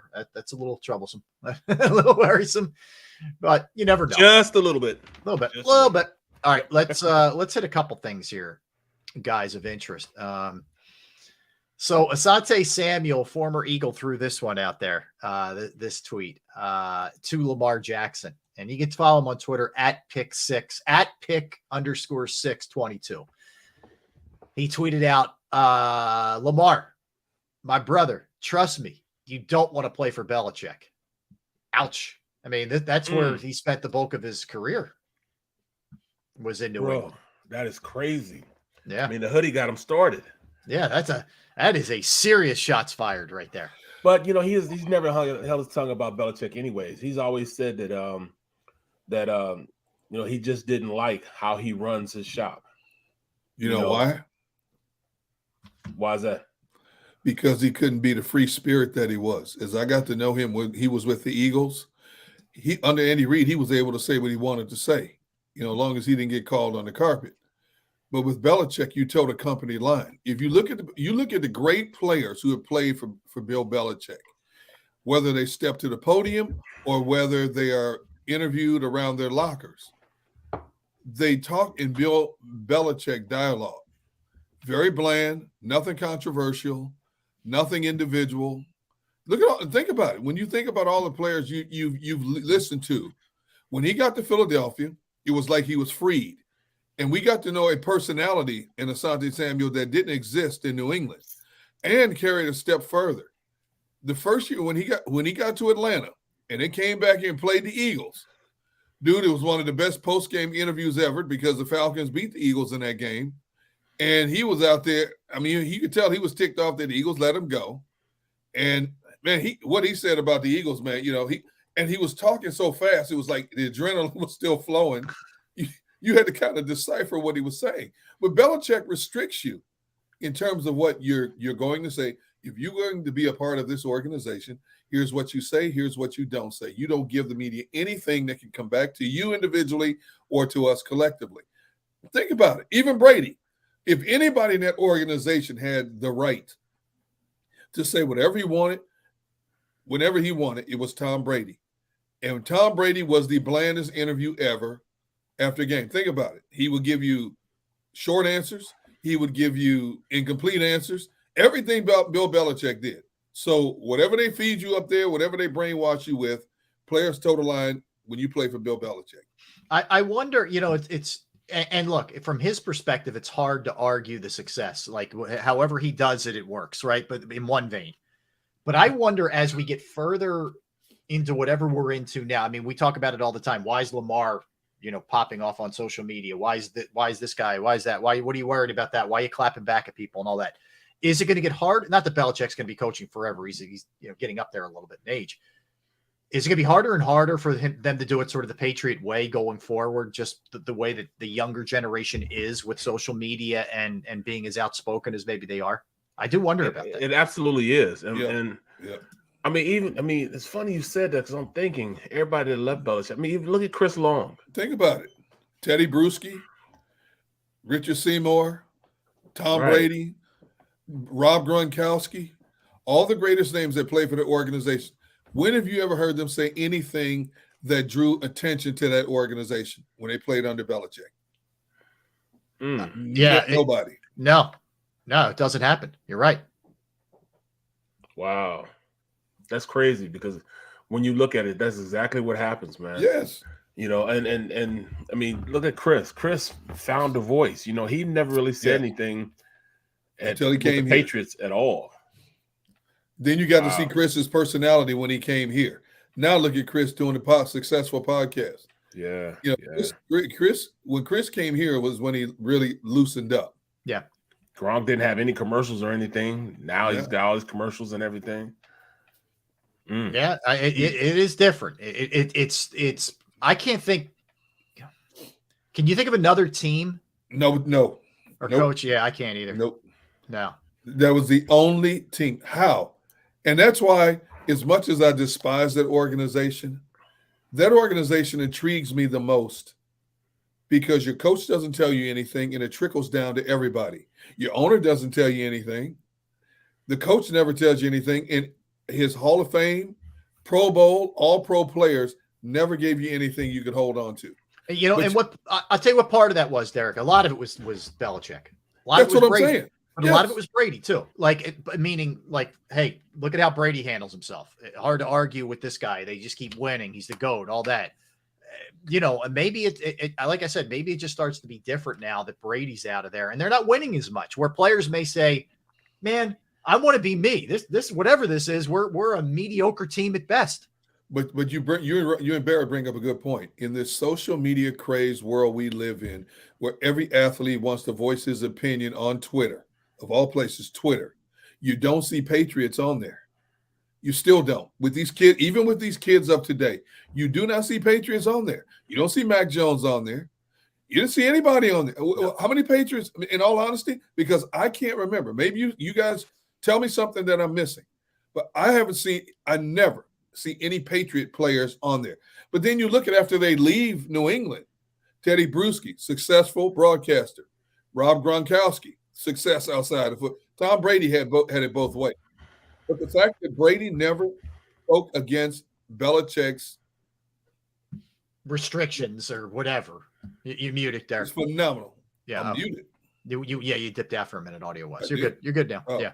But and that's why I said that franchise, that organization fascinates me to no end. Number one, the measure of consistency they were able to maintain over a span of 15 years is unheard of in modern football ever since the inception of free agency, where everything's a revolving door. They were consistent for a span of 15 years in today's brand of football. And they didn't have players who were individuals. Everybody toed the company line. And let's face it, they brought in players from other teams who were outspoken players. Once they got to New England. Randy Moss. Yep. Thank you. Yeah. When did you hear anything about Randy Moss in New England? Nothing. You heard about him all the time in Minnesota. Yep. Straight cash, homie. Even stuff like that. You didn't hear that in New England when he was playing for Belichick. That's what fascinates me the most. How do they have such a stranglehold on all these things? And let's face it, Barrett, when we stack the four sports together, football has some of the biggest characters of professional sports. Yep. Okay. And some of the most colorful characters in all of professional sports. But they go to New England and they become docile. I've never understood that. And that has fascinated me the most about that organization. Yeah, it's crazy. But that was interesting. The Travis and Jason Kelsey, their podcast called New Heights, which is really entertaining. So they did this thing this week where they went through pictures. You know, they get the NFL coaches at the owners' meetings, sit outside, and they all get the picture taken where they're all together. Now, keep in mind, Sirianni, for whatever reason, wasn't in the picture. I don't know exactly why, but so they went through this thing and they had to name who each coach was. Okay. And it was basically Travis doing it. He missed like a ton of these guys. He didn't even know who they were. Like Mike McDaniel. It was like, who the bleep is that? And some of these other guys, you know, like he didn't know who Shane Steichen was. He didn't know who Gannon was. And Jason's like, dude, they were my coaches the last 2 years. He didn't know they were. That's realistic though, because everything has changed. You know, you don't see the same coaches being recycled like they used to be. Yeah. You know, it's no longer like that. So I mean, wow.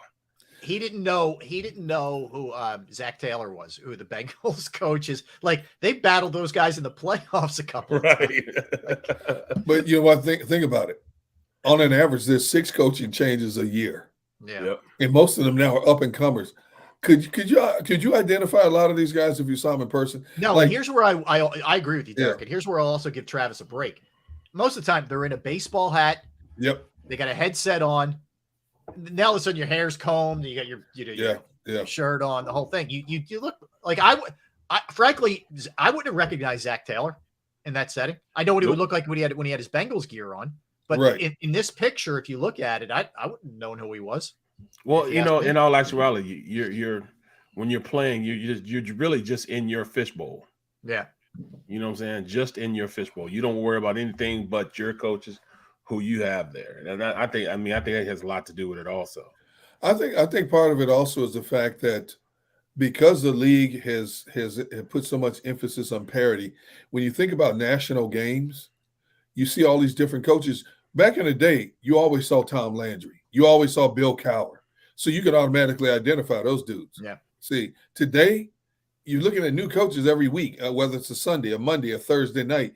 You don't see enough of, and they're not all visible. They're not out. You know who Andy Reid is. He's been there forever. You know who Belichick is. Outside of Andy Reid and Belichick, who would be the most visible? To be honest with you, if I was sitting on a plane next to Kyle Shanahan, for as much as he's done in football, I wouldn't know what you'd have to tell me. That's Kyle Shanahan. Yeah. I don't know what he looks like. I think you're right, Derek. I bet you if you ask, maybe because they went to the Super Bowl, maybe. But up until the Super Bowl, if you ask fans outside of Philadelphia or maybe the NFC East who Nick Sirianni was, just showing a picture, I bet you they wouldn't know who he was. No. I mean, think about it. Go up and down every 32 teams in the NFL. How many can you honestly say that if I saw them in person, I could identify them like that? Yeah. No, I hear. Mike Tomlin, maybe. I'll give you another one. College basketball. Yes. We're into the Final Four, right? If you put every starting 5 of the 4 teams left, so 20 players in total. Yes. How many could the casual to somewhat fan of the game point out? Me, none, not one. I could point out one for sure because the kid played high school with my son. That's it. Right. But other than that, it's there's not a lot, man, where you just look at them and it's facial recognition because they're in and out of there. And they're one and done or they're transferring. It's just different than it used to be. Patrick Ewing was at Georgetown for like 38 years back in the day. It's not like that anymore. It's just different. That is funny, man. That is really funny, man. It's different. All right, so a couple other things. Woody Johnson, the owner of the Jets, says he's anxious to get the Aaron Rodgers deal done. No kidding. Duh. I mean, obviously. I don't know. I mean, I think both both sides have really painted themselves into a corner here with this thing. I agree 100%. It's a mess. If we base it on what Sal just told us about Green Bay getting a second this year and they're haggling over conditional pick in 2024, Green Bay's getting jobbed in this deal. They're going to be embarrassment. This is going to be a national media embarrassment with what lack of haul they get back for a future Hall of Fame quarterback compared to what Seattle got for Russell Wilson. What a colossal mistake not trading him last year. It's going to be an embarrassment for the Green Bay Packers organization. But then again, it could be an embarrassment for the Jets. If Rodgers is one and done, and let's say the Jets do have a winning season, but their winning season is like 9-8 or another 10-7, and they miss the playoffs again. And then all of a sudden they gave up this draft capital to Green Bay, and Rodgers decides to retire at the age of 40 after next season. Then the Jets are embarrassed. Yeah. This is a slippery one, man, on both sides. The only one who wins is Rodgers in this deal. Yeah, because the little baby gets what he wants. Yeah, the little brat gets what he wants. Yeah. Look, I mean, Green Bay is going to have to give up money for his salary. They're going to have they might get a couple draft picks for him, but not the draft picks they should be getting for a future Hall of Famer. So, they lose. I mean, at this point, they lose the most in this whole deal. Green Bay loses. I mean, they're going to lose out the yin yang. Yeah, they are.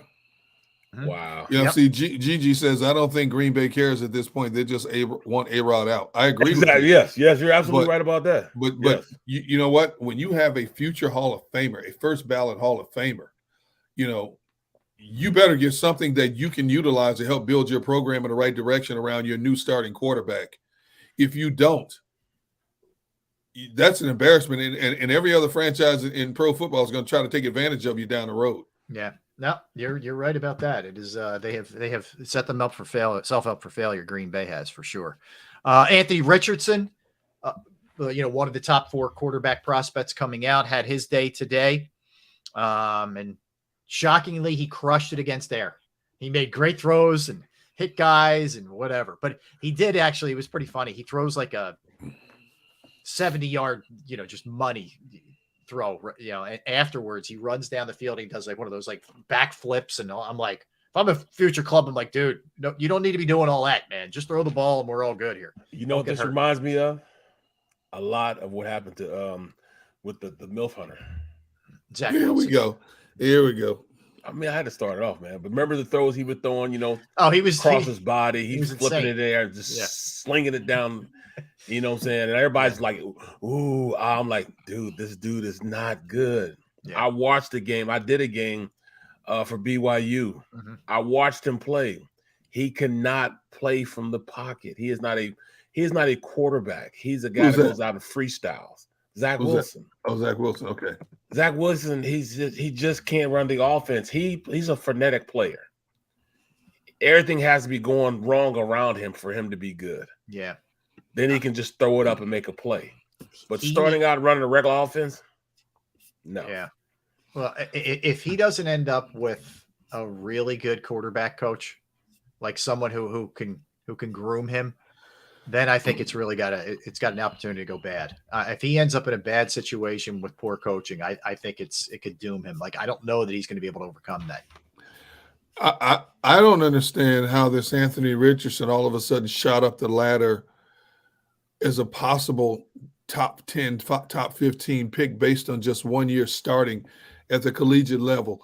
Have NFL franchises not learned their lesson yet about taking project quarterbacks? I mean, Tim Couch, Todd Blackledge, Josh Rosen. How many? I don't get it. I just don't get it. How this kid shot up this ladder. He has all the attributes. How do you determine that in 1 year? Somebody's going to jump out of nervousness and take this kid. Now, who knows? He might be the diamond in the rough of the draft this year. But history has shown. I think it's one of Brian Johnson's guys too. Huh? I think it's one of Brian Johnson's guys too. But history has shown. You taking these so-called can't miss quarterbacks, top 2, top 3, number 1 overall. Look, prime example. Look at Baker Mayfield. Yeah. Okay. That you're taking a big risk now if this kid drops to the second round, I might take that chance. But you're talking about taking him in the top 10 or top 15? Well, that means you want him to play sooner rather than later. What worried me, like, I'll give you an example last year, or it was 2 years ago now. Trey Lance. Like, the guy had hardly played college football at all. There you go. And you were trading up to grab him that high. Like, I'd rather have a guy who has at least been there, done that. Like, a difference.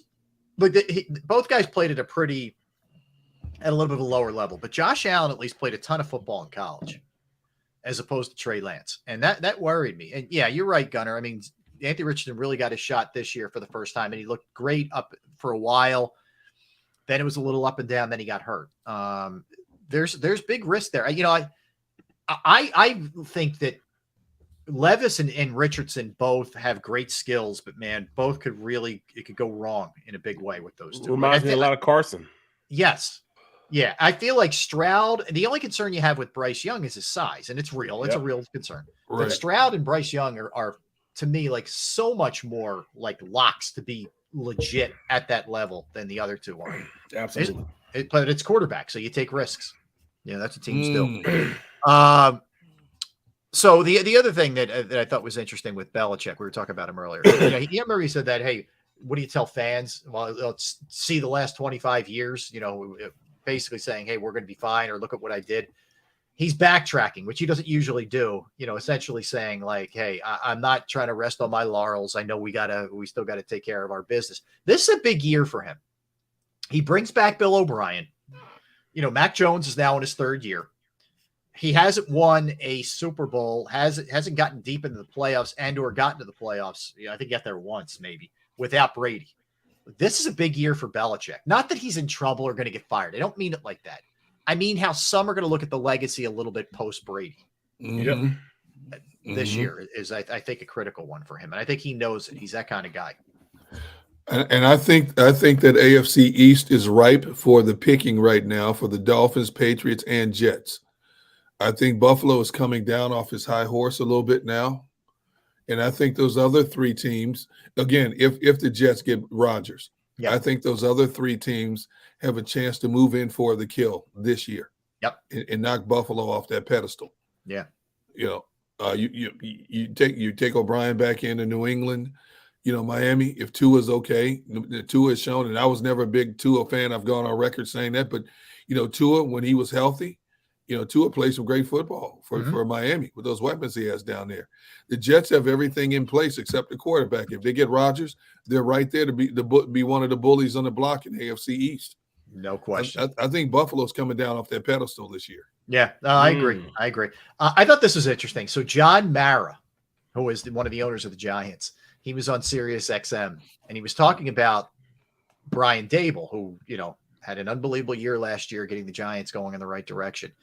And he said that, you know, they kid him. You know, they've told him in this business, it doesn't take long to go from Bono to Bozo. Oh. Pretty funny. It's a little YouTube joke. No, he didn't. Yeah, he went Bono to Bozo.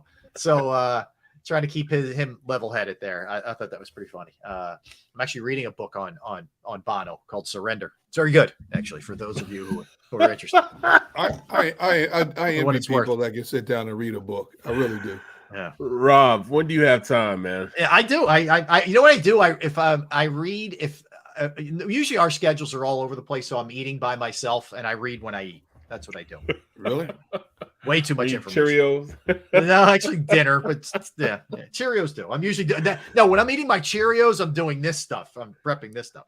Right. All right. So MetLife Stadium, let's stay with the Giants and the Jets here for a minute, which is where they are. Their house is getting a new turf. And this has been the turf at MetLife has gotten more heat probably than it's like comparable to what the vet used to get. The players voted it as their least favorite surface in the NFL.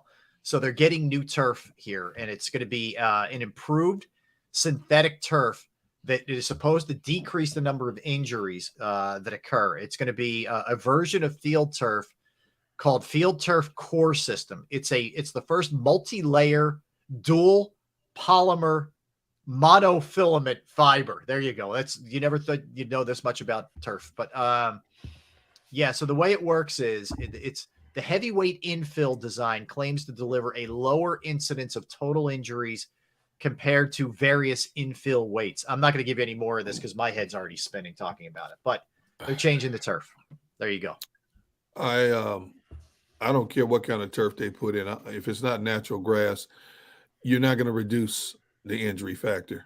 Every time we hear about injury, you know, all these new progressive turfs that are being put in stadiums across the NFL, you look at the numbers leading into a new season and coming out of that season, and what's the one constant we've seen over the last 5 years? Injuries have gone up X amount of percentage compared to the previous year. Yep. These players are too big, too fast. These synthetic turfs don't have enough give on them. And you're asking these behemoths to play on this stuff, and their bodies were not made to cut and move the way they do. You know, natural grass is the only thing that has enough give to help preserve ankles, knees, hips, things like that. And more teams have gotten away from it. Now, I understand the cost in maintenance is a lot better from an ownership standpoint, but from a player standpoint, it's not conducive to what you want these dudes to do, which is to stay upright and breathing on the playing surface. It's not. I agree. Bro, I'm not gonna lie. I actually helped, and I was in the deal to sell the Giants and Jets their field. I was working for a company called Sportex when I first retired, and they signed a long-term deal. And I thought it was cool the way we worked it out, because every time we finished, every time they used the field for like 2 or 3 years, they donate the field they have to a local high school. Right. So I'm like, oh, that's a great deal for them. And here I am, man. You know, getting these kids to use this turf. I feel bad now. Yeah. Look at Aaron Judge has already hit a home run to start the season. Yes, he said his first one. Yep. Yeah, Phillies play at 4. Yeah, no question about it. Yeah, but hey, look, Barrett, it is what it is, man. I mean, it's not first of all, it's not the same turf that you sold when they've changed it out a bunch of times since. We'll get you off the hook there on that one. All right. Derek had a great idea during our pre-show meeting. in regard. And what spurred this, Derek? Refresh my memory. But looking, we were talking yesterday about right. ugly numbers, and we had talked about that topic before. Reed ugly Blankenship. numbers. Yeah. Ugly numbers in the NFL. So I'm sitting down last night and this morning, and I'm saying, I started pulling up numbers that I thought were ugly numbers, like 29, 47, 53, 97, 17. And it's amazing some prominent players in this league that have won those numbers. It's very amazing. Yeah. All right. Well, let's do it, man, because there are some good ones. So when you brought this up, I'll go for it. The very first one that I thought of, and this guy was a hell of a player, man. Really good years. He hit the wall. When he hit it, he was done. But Sean Alexander wore 37 for the Seahawks. That's a tough number. That's absolutely one of the ugliest. He pulled it off, man. I mean, that dude was a bad boy for a long time in Seattle. When he got to Washington, he was just kind of but he was really good. I'll throw my number in the hat with 37. Right. That's really ugly. I had Reed Blankenship. He made that ugly number flash last year, but it was so daggone ugly. 46 is he wearing, I think? I think 46, 47, something like that. He went to 32, but that's what he was in camp. Yeah. Yeah, man. Yeah, that's a good one. Like usually they give that number to somebody who's not going to make the team. Yeah, like Devin Allen was 39, I think. I'm like, oh boy. Right. A receiver at 39. Yeah. Not great. You don't have a snowball's chance in hell to make this squad. No. They're trying to tell you something there. The first number I came to mind with was 29. 29. Wow. And who is one of the best running backs in the history of the game, Eric Dickerson, wore number 29. Yes. That dude had goggles, forearm pads, hand pads. He was not taking unnecessary cuts on any part of his body. That dude was as covered. That dude had on like a bulletproof blessed plate when he played football, but man, could he step. When he got between the tackles, he could step that high kick. He had a neck roll on, yeah, goggle, and he had that high running style. Like none of it should have worked, but it all worked. You're right. None of it should have worked at all, man. He looked like RoboCop. Yeah, right. Look at some of the other ones. Albert Lewis, great defensive back, 4-time Pro Bowler, wore 29. Earl Thomas, 9-time Pro, 7-time Pro Bowler. That's a good wore one. 29. My boy wore 29. Who? Mighty Mouse. McMillan. McMillan. Yeah. Yes, our guy. Yeah. What about this one? DeMarco Murray. That's right. DeMarco Murray wore 29. 2014 led the NFL in rushing attempts, yards, touchdowns for Dallas, and was the offensive player of the year wearing that ugly number 29. Yeah. Well, another ugly number, 42. 42. Ronnie Lott. Oh, yeah. Oh, yeah. Ronnie Lott. Game changer, Ronnie Lott. How about your guy in Pittsburgh, Bear? 43, Troy Polamalu. 43. Troy. Right. 43 is so ugly too. That's a tough one. It is. That's real tough, man. Like it doesn't look right. It just doesn't look right. 43. Yeah, but he made it work. I said it yesterday. Westbrook was 36, man. That's a brutal number. But Ryan Westbrook's making cuts. You're not thinking 36 looks bad. You're thinking 36 looks real good, man. Right. Watch that guy play. Was 43 any uglier than 47? No, I don't know. But it's so weird. But like 48 works. 49 too. 49 is but a bad 48 number. I think works. If you Wes Hopkins used to wear 48. Wes Hopkins, I don't know. Yeah, that was ugly too. Wes Hopkins. The 48 is an ugly number. 48 is a number like a fullback. That's not going. Like who's the fullback from the 49ers? Oh, he wears 44. Jusic. Oh yeah, Jusic. Yeah. 49. Remember 49? Terry Richardson ran 49 with the Terry Richardson. I remember Earl Cooper was a 49er running back. He wore 49. It was a terrible. Oh my number. goodness. He was pretty good. You look at 47, two of the greatest DBs in the history of the game, both in the Hall of Fame, wore 47. Mel Blount and John Lynch. Wow, yes. You're right. Both wore 47. Right. What did Dennis Smith? Remember Dennis Smith from the Broncos? He might have been a 47. Yeah, too. he was a 40-something too. Dennis Smith. Yeah, he was a freaking great player, man. 43 was a 43. Lewis is right. John Ritchie wore 48. Yes, you're right. Yep. Good call. Nathan Gary did run 47. Nate Gary should have worn 47. Yeah. How about the number 53? Who would I say who's a 50? My boy Bill Romanowski. Romanowski was 53. Harry Carson wore 53. Yeah, 53 is not that bad. Okay. What about 17? That's ugly. Yeah. 17? Guess that's who even wore ugly 17? for a quarterback. Yeah, Alshon Jeffrey. Guess who wore 17? Phillip Rivers, And Harold Carmichael. Harold Carmichael. Right. Tannehill wears 17. Didn't the Berg or something like that wear Steve Yeah, DeBerg. something goofy. What do you think about 97? I like 97. Really? I like 99. I like 97. In the 90s, I like 99. 92. 92 is a good number. 90's okay. 92 was a ball number. 99, Kirkland, Kirkland. Yeah. That was my boy in Pittsburgh. Sap. Jerome. Sap wore 99. Jerome wore 99. Boy from 99 from Miami, Hall of Famer.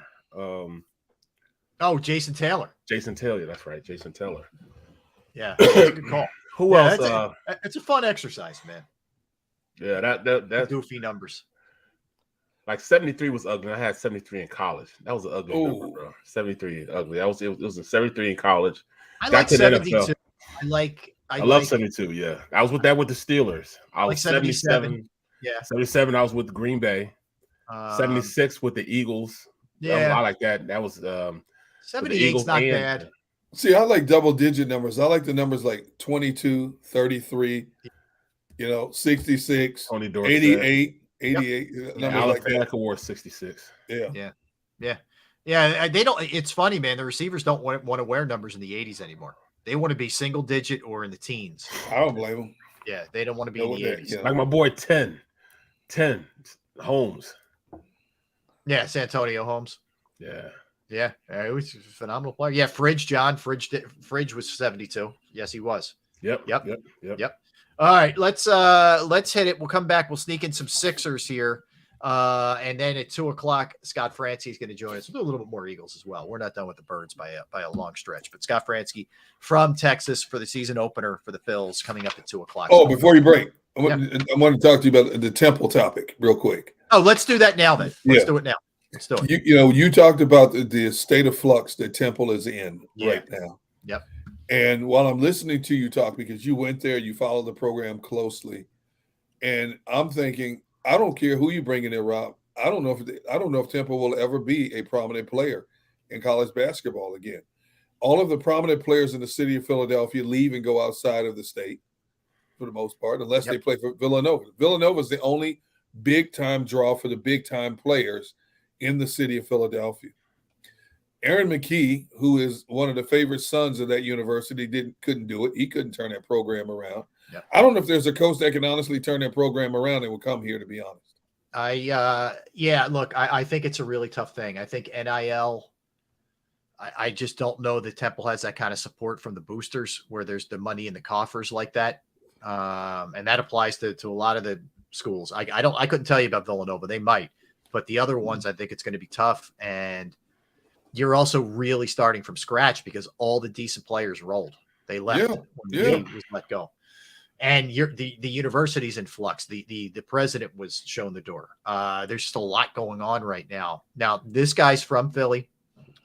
He knows the area. He's recruited this area at other schools that he's been at, whether it's Miami or Penn State. Again, his name's Adam Fisher.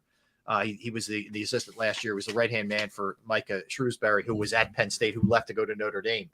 But he's in for a very difficult job. He's in for a very difficult job. How much do you think the crime rate deters players from considering Temple? I mean, the crime rate is a concern around their campus. Yep.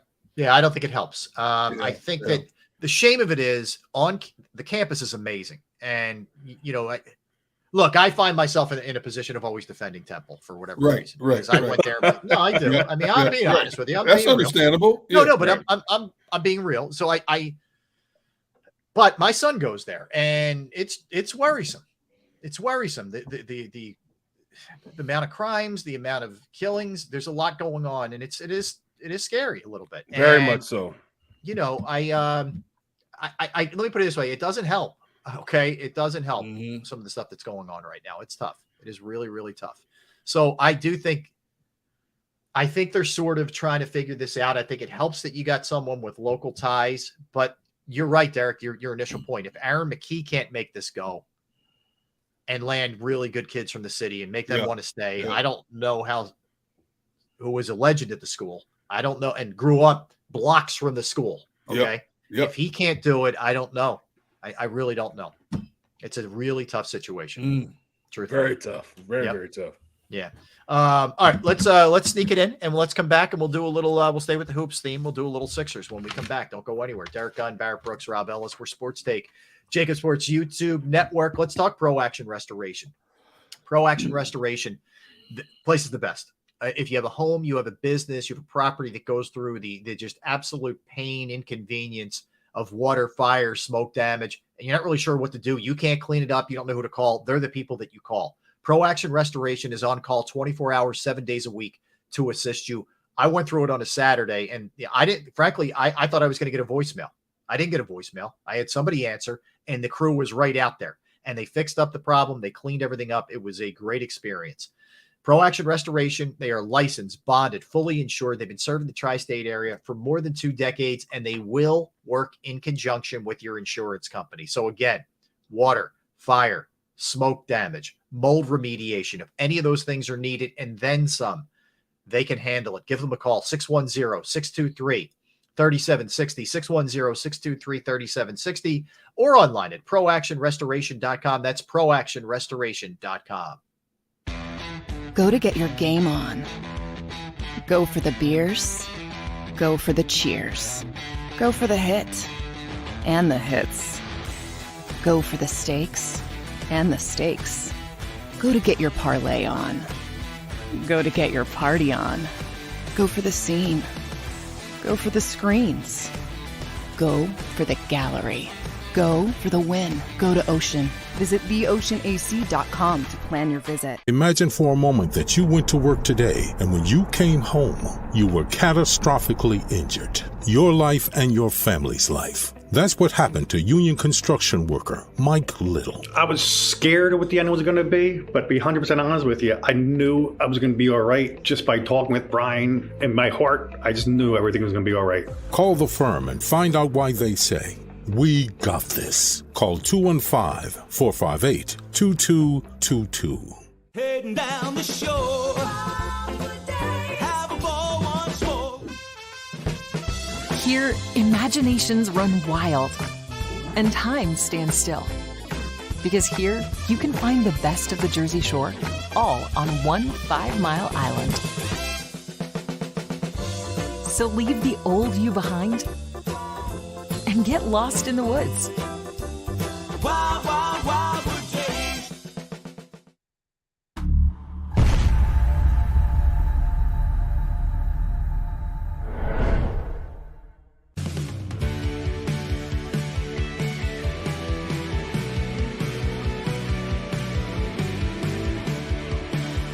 My name is Fran Salerno, and I'm a managing director here at Del Valle Insurance Group. Been in the business for over 36 years, saving people money on their insurance needs. Give us a call. Let us help you custom design an insurance plan that meets both your needs and budget. They're carving them up and good play calling along the way. First and goal at the 6.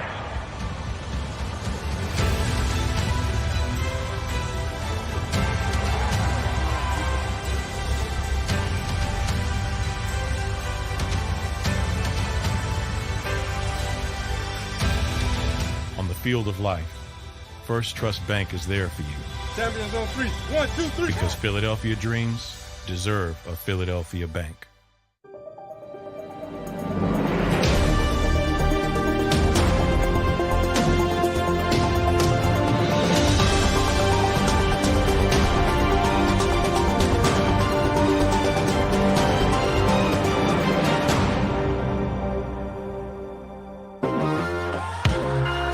We're back. Yes, we are. We're a Sports Take. Tell a friend. Smash the like button. Derek Gunn, Barrett Brooks, Rob Ellis hanging with you today. Coming up at the top of the hour, we'll have Scott Fransky, Phillies radio broadcaster, the radio voice of the Philadelphia Phillies. Looking forward to talking to him.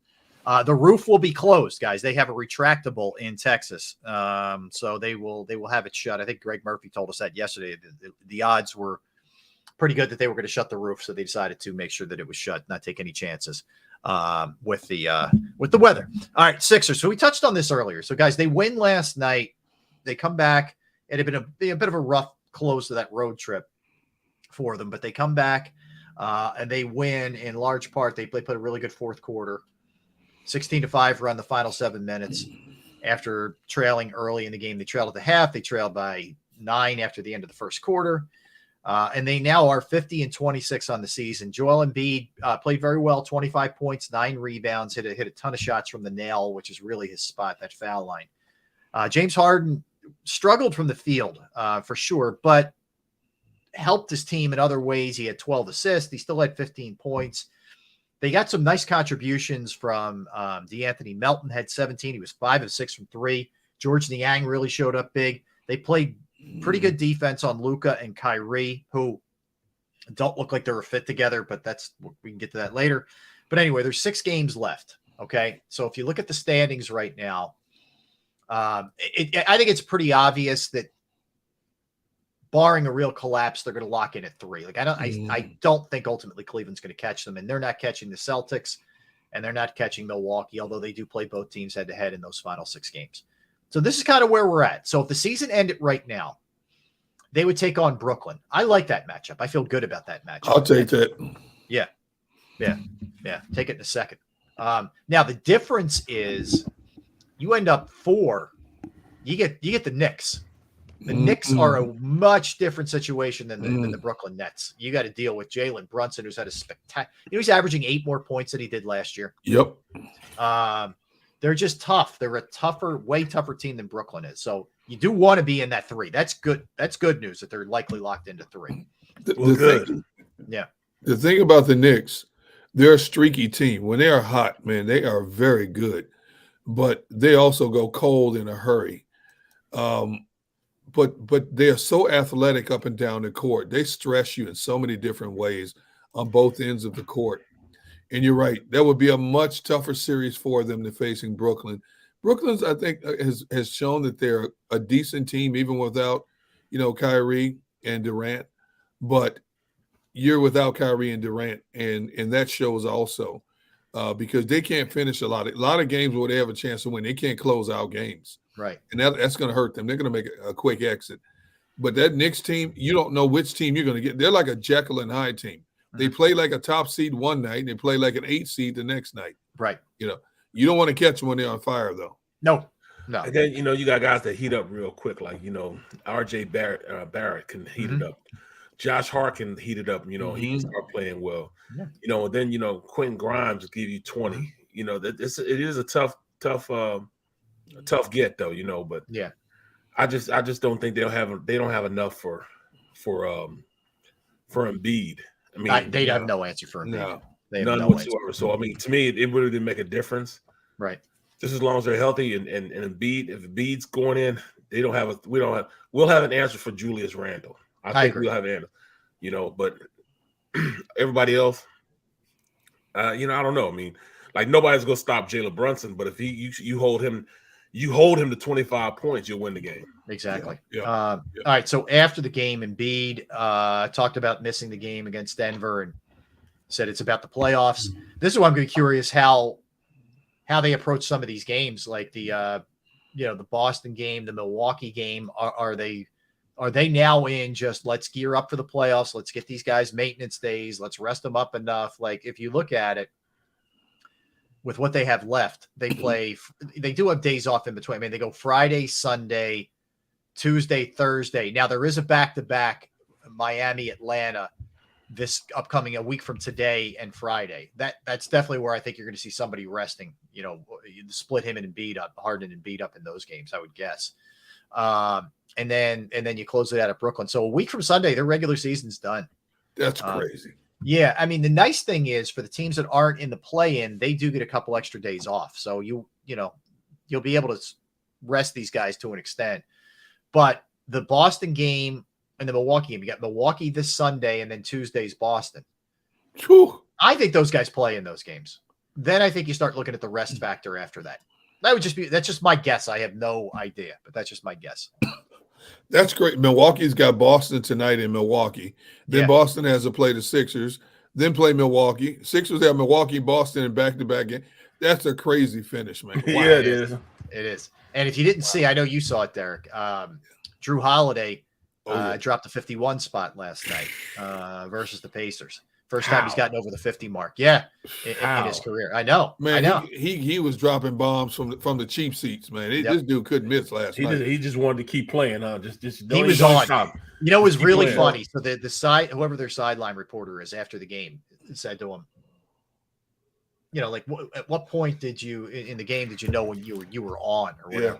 Yeah. And he's like, did he say from birth or when I woke up today? Something it was a great line. Now I'm blowing it, but it was like, damn. And he looked right at the camera and kind of gave like a wink, like it was like, all right, Drew. Okay.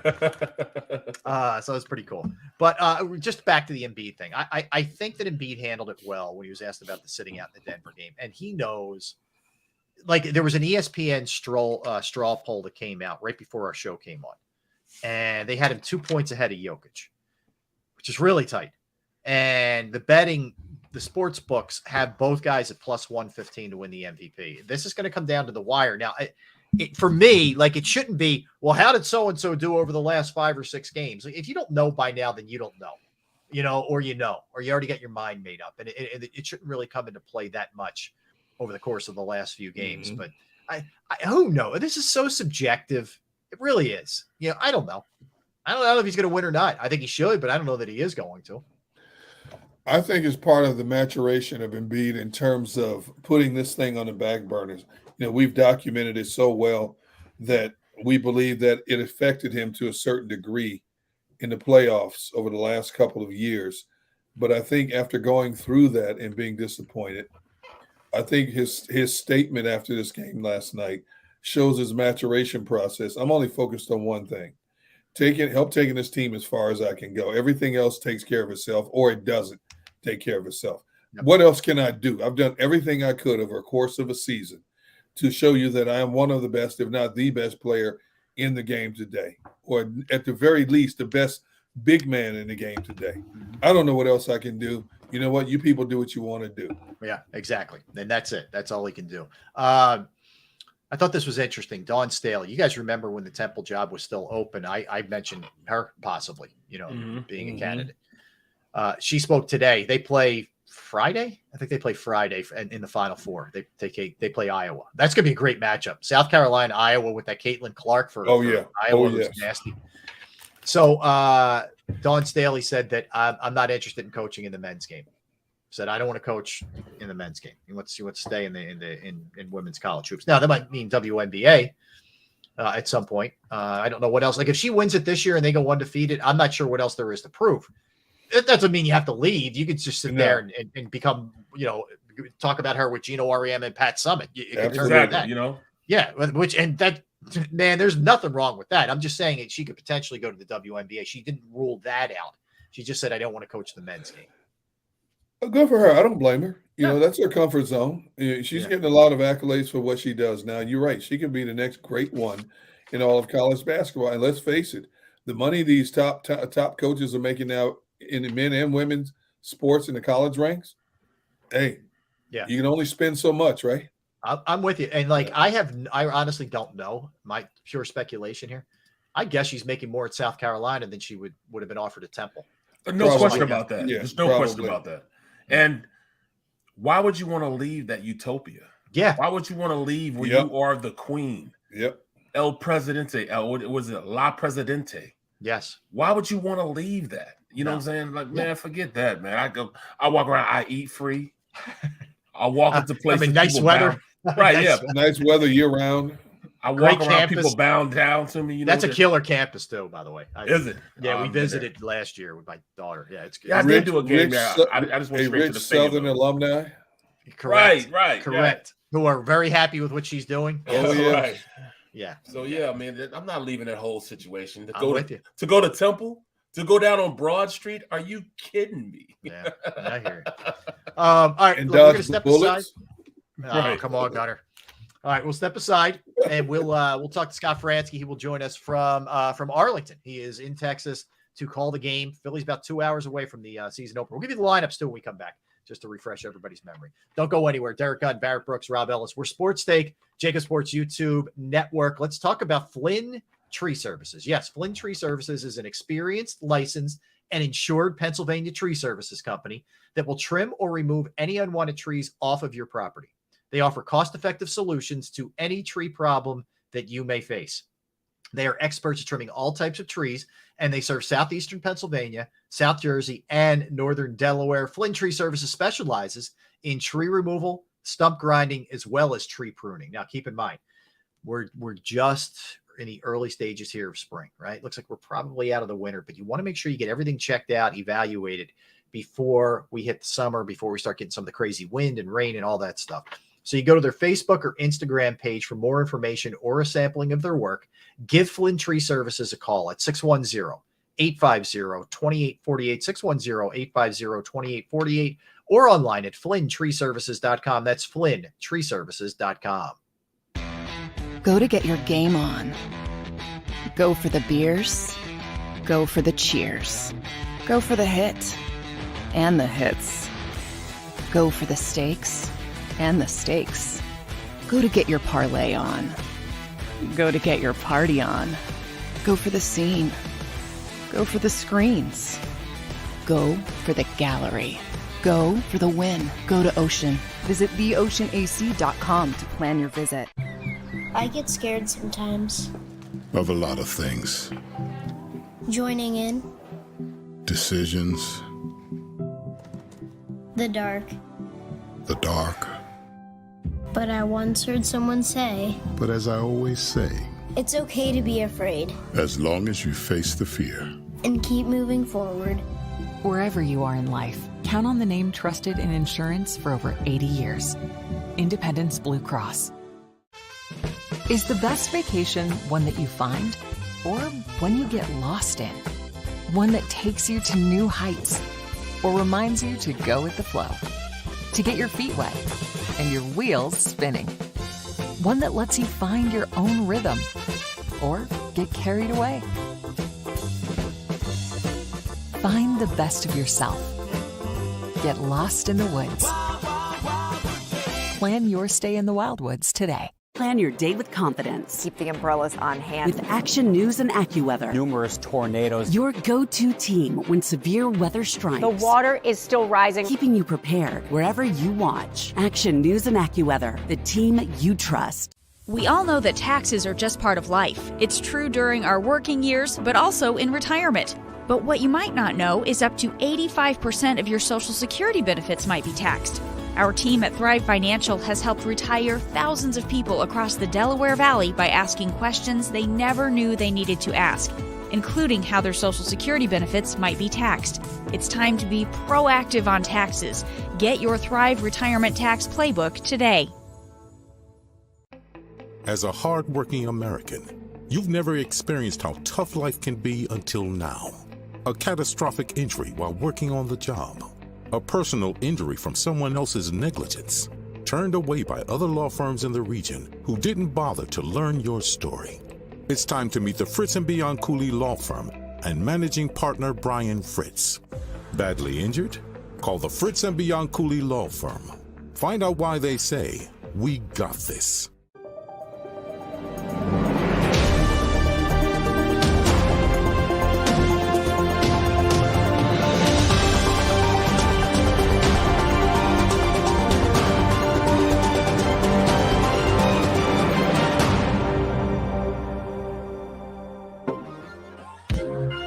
We're back. Rob Ellis, Barrett Brooks. Derek will be hopping on in a second. Scott Fransky joining us shortly from Texas. He's just wrapping things up with Phillies manager Rob Thompson as the season opener about to get underway in about 2 hours. Barrett, all right, let me give you the lineups again for the Phillies today. And I think this lineup resembles what this thing is going to look like in a lot of ways, you know, for the Phillies this year. And it makes, for me at least, it makes a lot of sense because they're doing a lot of sort of the right, left, you know, et cetera, et cetera. But anyway, Trey Turner will lead off. He'll play shortstop.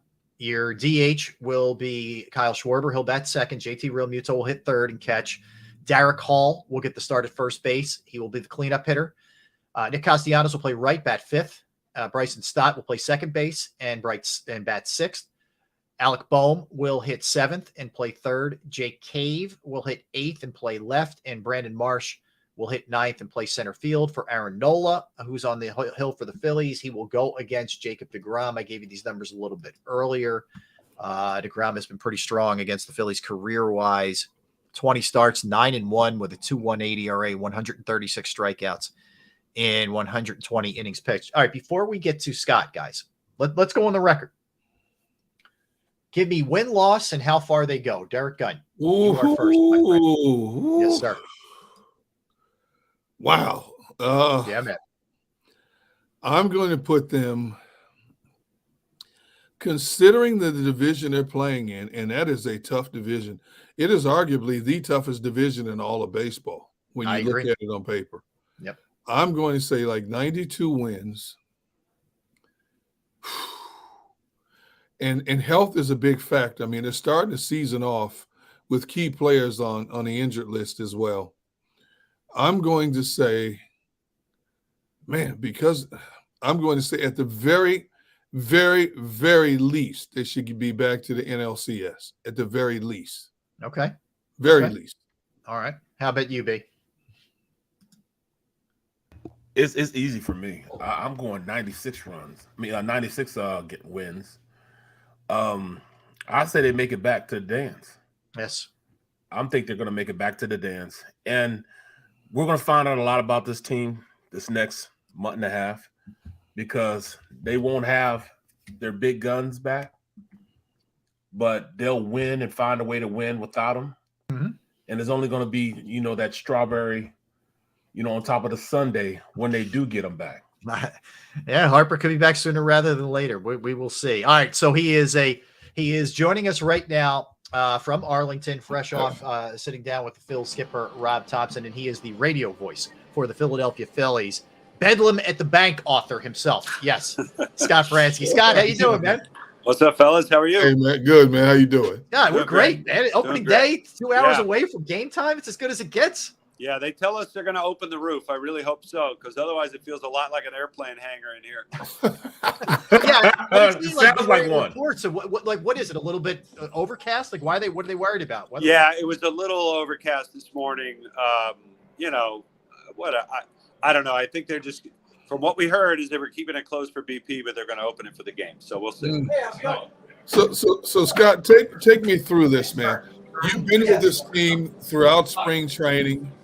You know what today's lineup is going to be a few hours ago. So what is your final prep over the last couple of hours like as you get ready for the first call of the new season? What are you doing? What are you constantly going over in your mind? Things like that. I think it's just it's kind of funny. I was just talking with Rob Thompson, kind of a similar thing. He's like, I just want to make sure I remember my process. To go through all the things that I normally go through. So I think it's like anything else. It's a new season, kind of dig in and make sure you didn't miss a late roster change or IL situation for the other club or whatever. Most of it's sort of in place. And a game like today kind of takes care of itself, obviously. You hope you don't need a whole bunch of back pocket stories to pull out. You hope it's a good game and that kind of thing. But you have them sort of nearby if you need to dig them up. Scott, on average, I mean, you're a homework guy. I know that because I've listened to a lot of games that weren't close, and you always have good information. But on average, how much do you not use per game? Is there just a ton? Yeah. I mean, there is. There always is, and there's a lot of stuff you use that you didn't anticipate using. But I think part of it is you just try to have as much as you can without maybe overdoing it. I've always said, I don't feel like my memory is as good as maybe some other guys, but I just try to remember where to find it. And, technology is a beautiful thing, and being able to search for that stuff through my notes, it's a beautiful thing. And so, I mean, just take a guy like deGrom, for instance. I've got lots of stuff on deGrom that goes back a number of years, and if the need arises, I usually feel like I've got something, like I said, in my back pocket that I can pull out. kind of get us through. Otherwise, I'd just look at Kevin Stocker and say, "Let's go, buddy. Yep. Bring me something." Earn your keep here, Kevin. Yeah. I know the Grom's just straight heat, man, but I just feel as though this lineup, man, this is a murder's row type of lineup, man, and you don't get too much better than this. And you don't have to hit home runs. They can play small ball. This is the perfect lineup to go against Jake DeGrom. So yeah, I mean, obviously with power, you don't generally build big long rallies against a guy like DeGrom. Right. So if he makes a mistake or two in the same inning, you really want to be able to capitalize. And I think, as has been the case for a long time with Jacob, and today should be no different, you want to stay in the game. He's not going to go 100 pitches, that, coming out of spring training. So you don't necessarily, it's not like you're staring at 8 or 9 innings of Jacob DeGrom.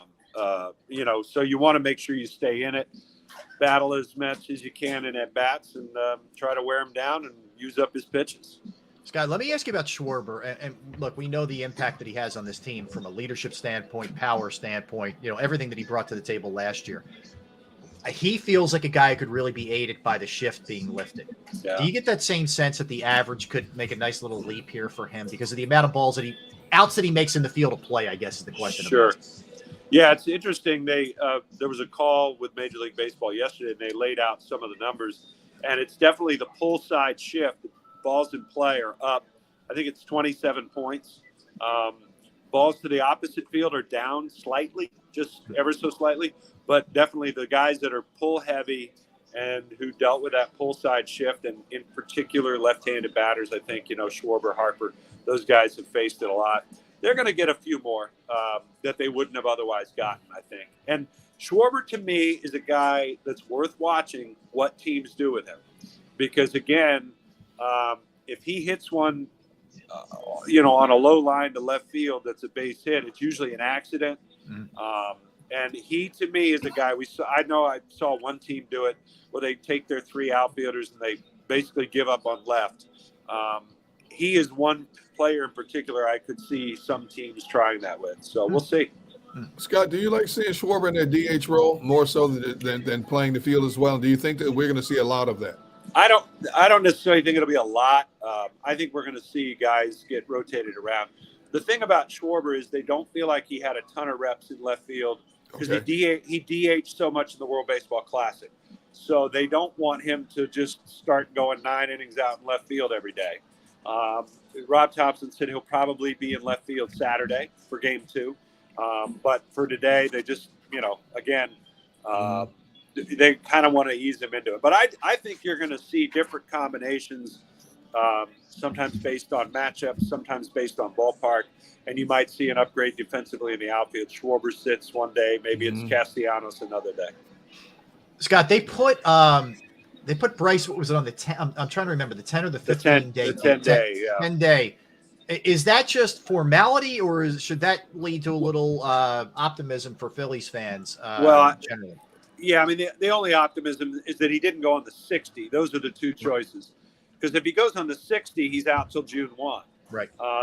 And the fact that he's not on the 60 gives you hope that maybe he can come back before June 1. They wanted to keep that option open. Now they will be able to backdate him to the 60. So if I don't know, there are different rules and whatnot, but I do think there's an opportunity as they get into it to be able to backdate a little bit into the 60. But yeah, I think the big thing is that he didn't end up on the 60 because the rehab is going so well that they feel like maybe he'd be back before June 1, and they don't want to miss a day that he might possibly be available, even if it's May 31st. Yeah. Right. Well, I mean, so what is that? You're looking at the lineup now. The 5 starters. When do you think Ranger comes back? When the Suarez get back? I think the next couple of days might give us a little more indication. I know he's out to 120 feet throwing, and he said yesterday that it was the best that he's felt since. So that's certainly good news that he seems to be trending in the right direction.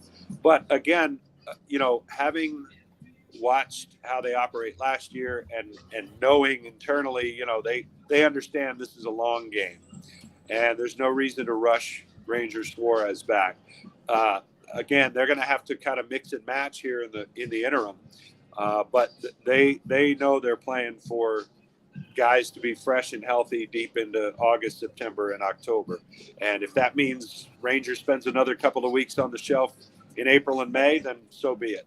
Well, does that mean they're going to take, Aaron Nola and still maybe not pitch him as much? Yeah, I think they're going to be cautious with Nola, Wheeler, Suarez, those three for sure.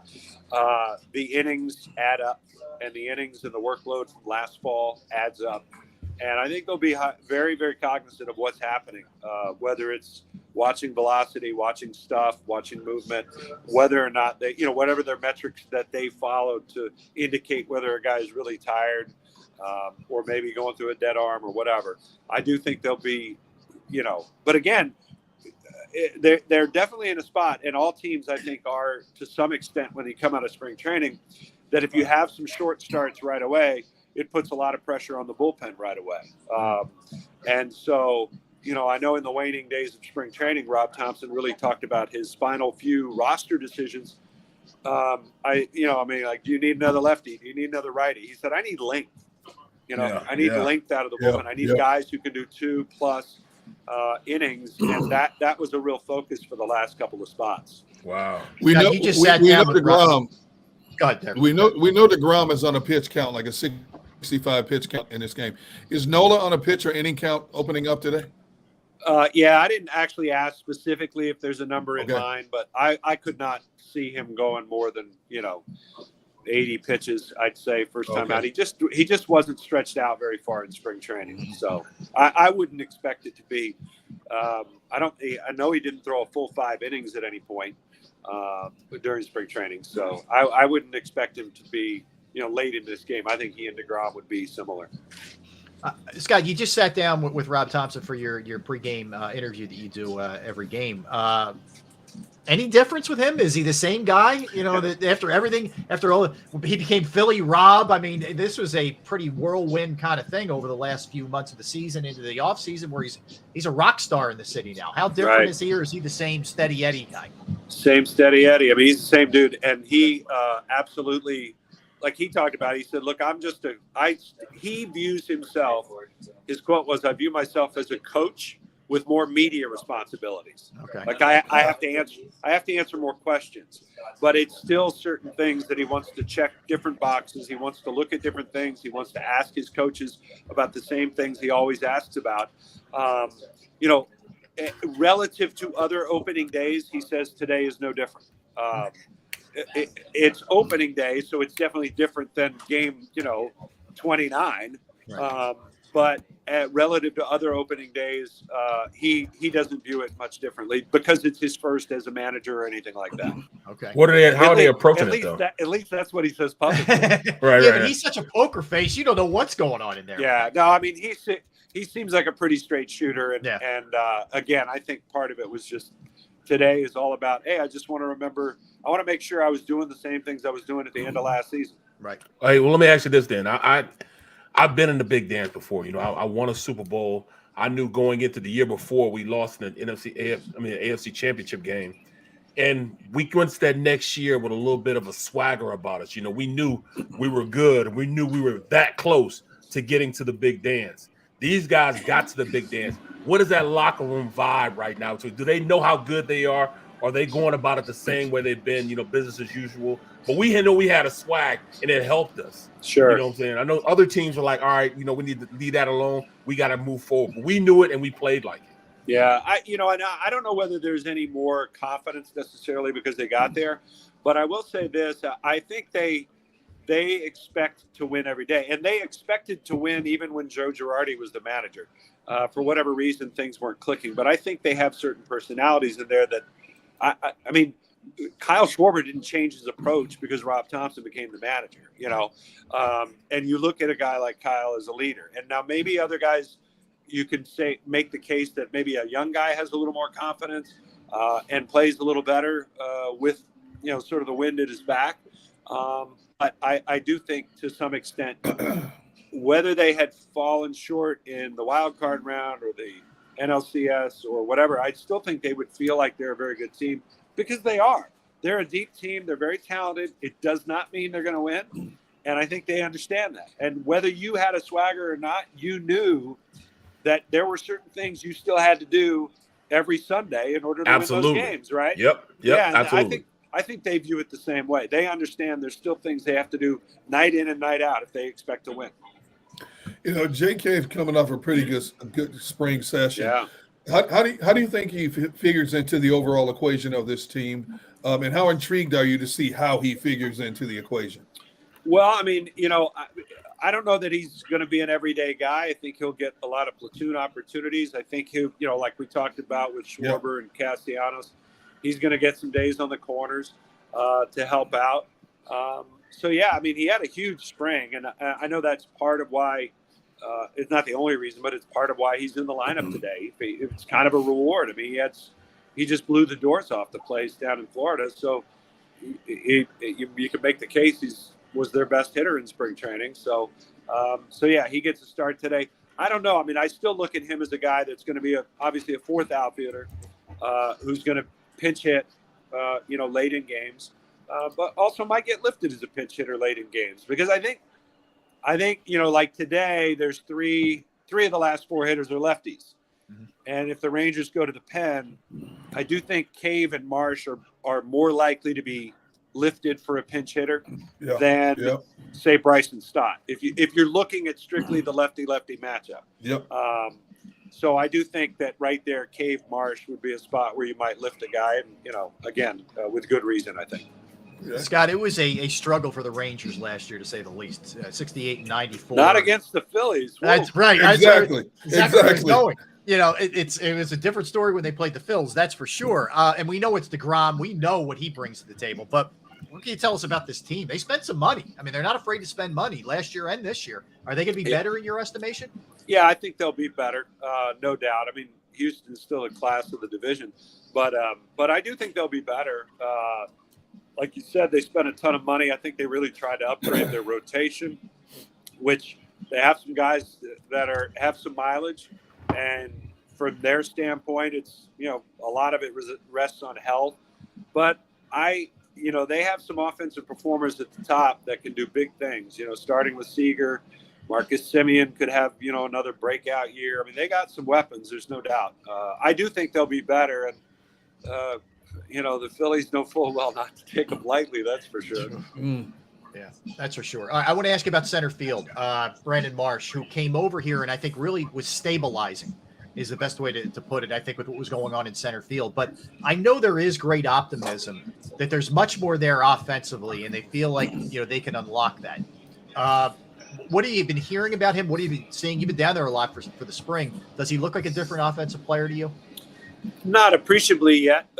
I think some of these things take time, and it's funny, even in the waning days, you know, guys can tinker and change things, and they're always working on it. So obviously he's a premier defender, and they've got as a backup a premier defender as well for center field. And I think you know, again, he only had 2-3 months working with K-Long at the end of the year last year, maybe not even 2 really, and try to keep his head above water as you go into the postseason. They do feel like he's been better against lefties, and obviously for him, that's going to be important in order to keep him in the lineup, is to be a little bit better against left-handed pitching, because, you know, as you said, for a guy to play defensively like he does in center field, that brings a lot of value to know that he's out there every day, he's out there every inning. You don't have to lift him late for a hitter and make changes. But, you know, again, if they do, he's not here today, but the kid they got from Oakland yesterday, Pache, he's a pretty elite defender as well. And again, a lot like Marsh, he just hasn't unlocked his tools offensively, and they're going to give it a look and see if they can figure it out. That feels like a real buy low great move potentially, if he can figure it, because he was a big time prospect with the Braves, Scott. Yeah, he was. He was on everybody's top 10, top 100s, all those things a few years ago, and he was a big part of the Oakland A's, you know, haul to send Olsen there. Right. And you know, again, they pass on him after 1 year, and you know, again, he was not going to make their roster. They were designating him for assignment. The Phillies said, you know what, let's take an opportunity to maybe, again, buy low. There's not much risk there. He's out of options, so he's going to have to, kind of get his feet under him and produce a little bit, because they do have some options, to replace him if he can't unlock it. How much of a value is it to have a guy like Bryce Harper sitting there as somewhat of an additional bench coach, because those guys have so much respect for him, and obviously, he'll be able to see things from the dugout that a lot of times players don't see when they're at the plate, stuff like that. Yeah, he's not like most guys, or he's definitely locked in, even though he's not playing. He's looking at everything, and clearly he knows how to hit, and he knows how to approach different guys, and I think he's a great sounding board. I don't know how much time he'll spend. He's here today, obviously. Yeah. I don't know how much time he'll spend down the road being around the club, but I think you could find the same thing going forward from Reese. In the time that he'll be able to be here and be with the team, he'll want to be around, and so will Harper. And absolutely a guy to lean on if you're a young player coming up and trying to find your way. Yeah, absolutely. Well, let me ask you this: looking at I like the bang for buck that you get with Garrett Stubbs, and once he gets healthy, gets back into the rotation. Do you see any value with him coming in and playing? What he showed us a little bit. She showed me a little bit last year, at least. To pop it a little bit.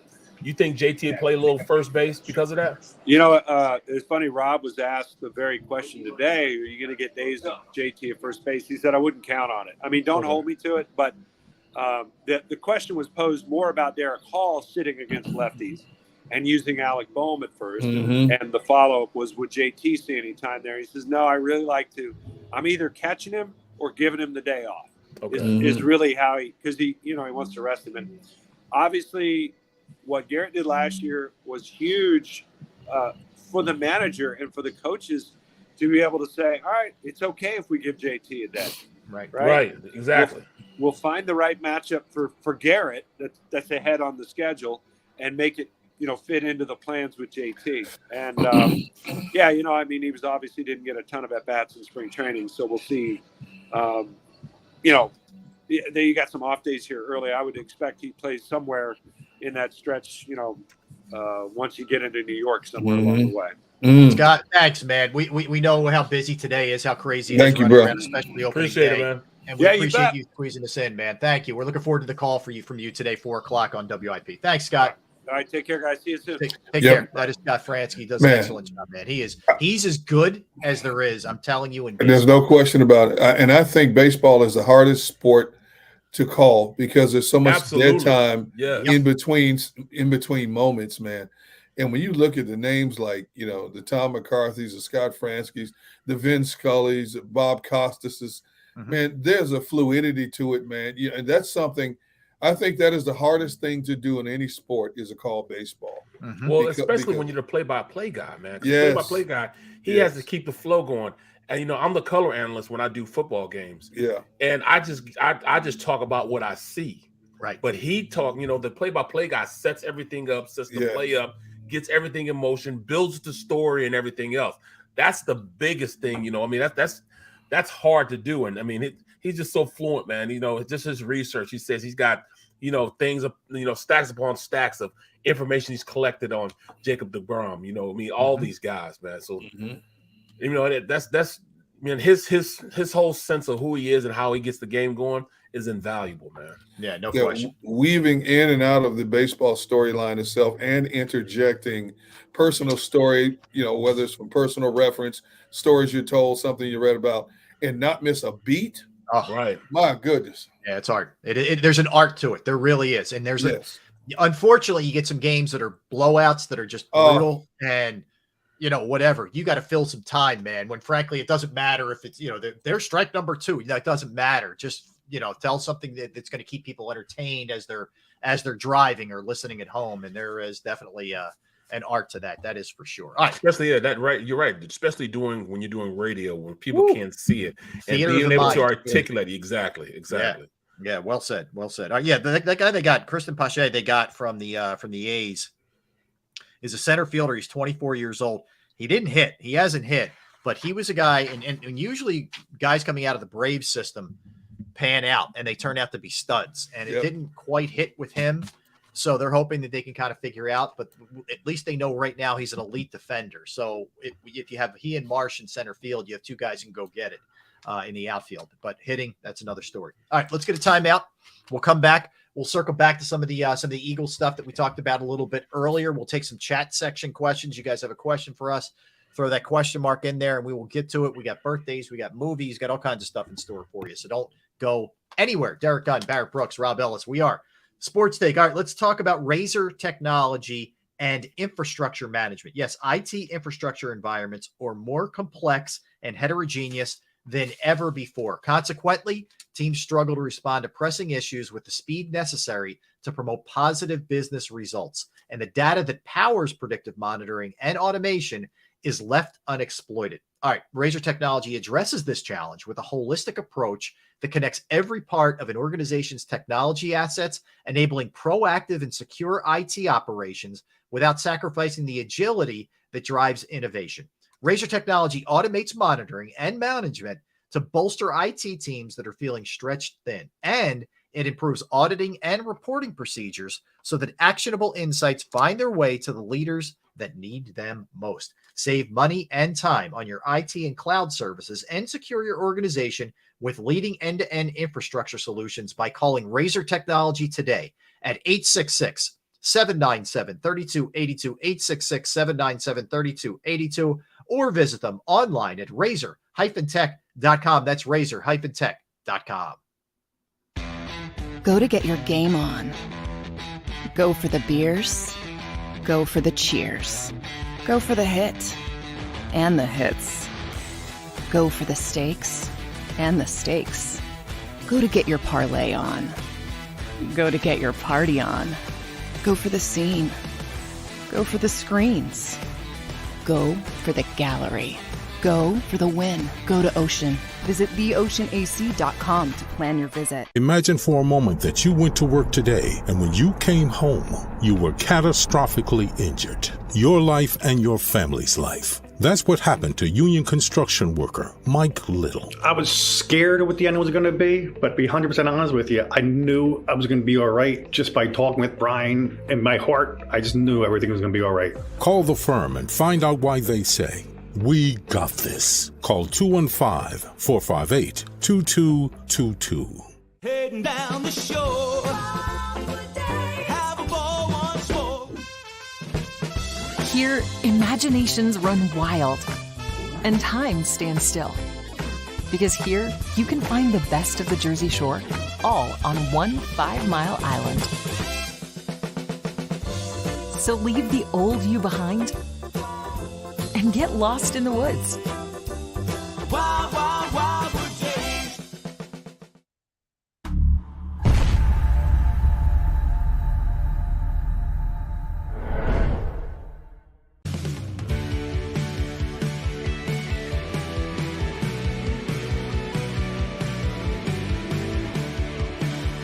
My name is Fran Salerno, and I'm a managing director here at Del Valle Insurance Group. Been in the business for over 36 years, saving people money on their insurance needs. Give us a call. Let us help you custom design an insurance plan that meets both your needs and budget. They're carving them up and good play calling along the way. First and goal at the 6.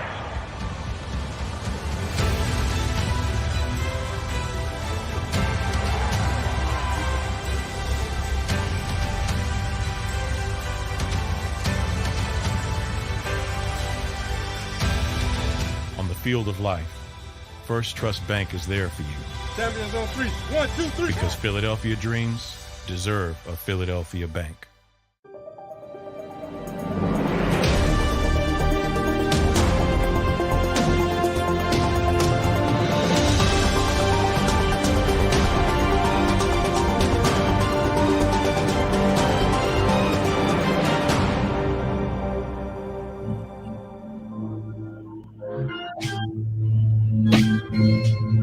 Yes. Welcome back, everybody. Well, that was a little scary. Music sounded a little weird there. All right. We are Sports Take. Tone's wearing out the loop. Yeah, maybe, man. Maybe Barrett did something to the audio system where he's missing right now. We don't know. Looks like Barrett went for a White Castle run. That's it, and we may never see him again. That's it. He went out for milk, and we never saw him again. So I wanted to hit you guys with this earlier, and we didn't get to it Eagles wise. Nick Sirianni, and look, you could read into this how you want. He may be just trying to say the right thing, having his guys back. He's not going to throw a dude under the bus. Like I totally get that. So that could absolutely be what this is. But he made it a point to say, look, we need to do a better job putting Quez Watkins in a better position to succeed. I'm paraphrasing. I can't even get through the question. Right. So my reaction was the same as yours. Okay. When I heard him say that, like, really? It looked like they put him in a pretty good position to catch that ball in the Super Bowl that Jalen threw to him that he did, which was a huge play, by the way, which we don't talk about anyway. Or against Washington when he dropped and he fumbled. The fumble. Yeah, exactly. But stuff like that happens, man. It happens, though. Yeah. I'm ready to upgrade the 3 spot. I don't know about you guys. I am not a fan of Quez Watkins, but where do you guys stand on him?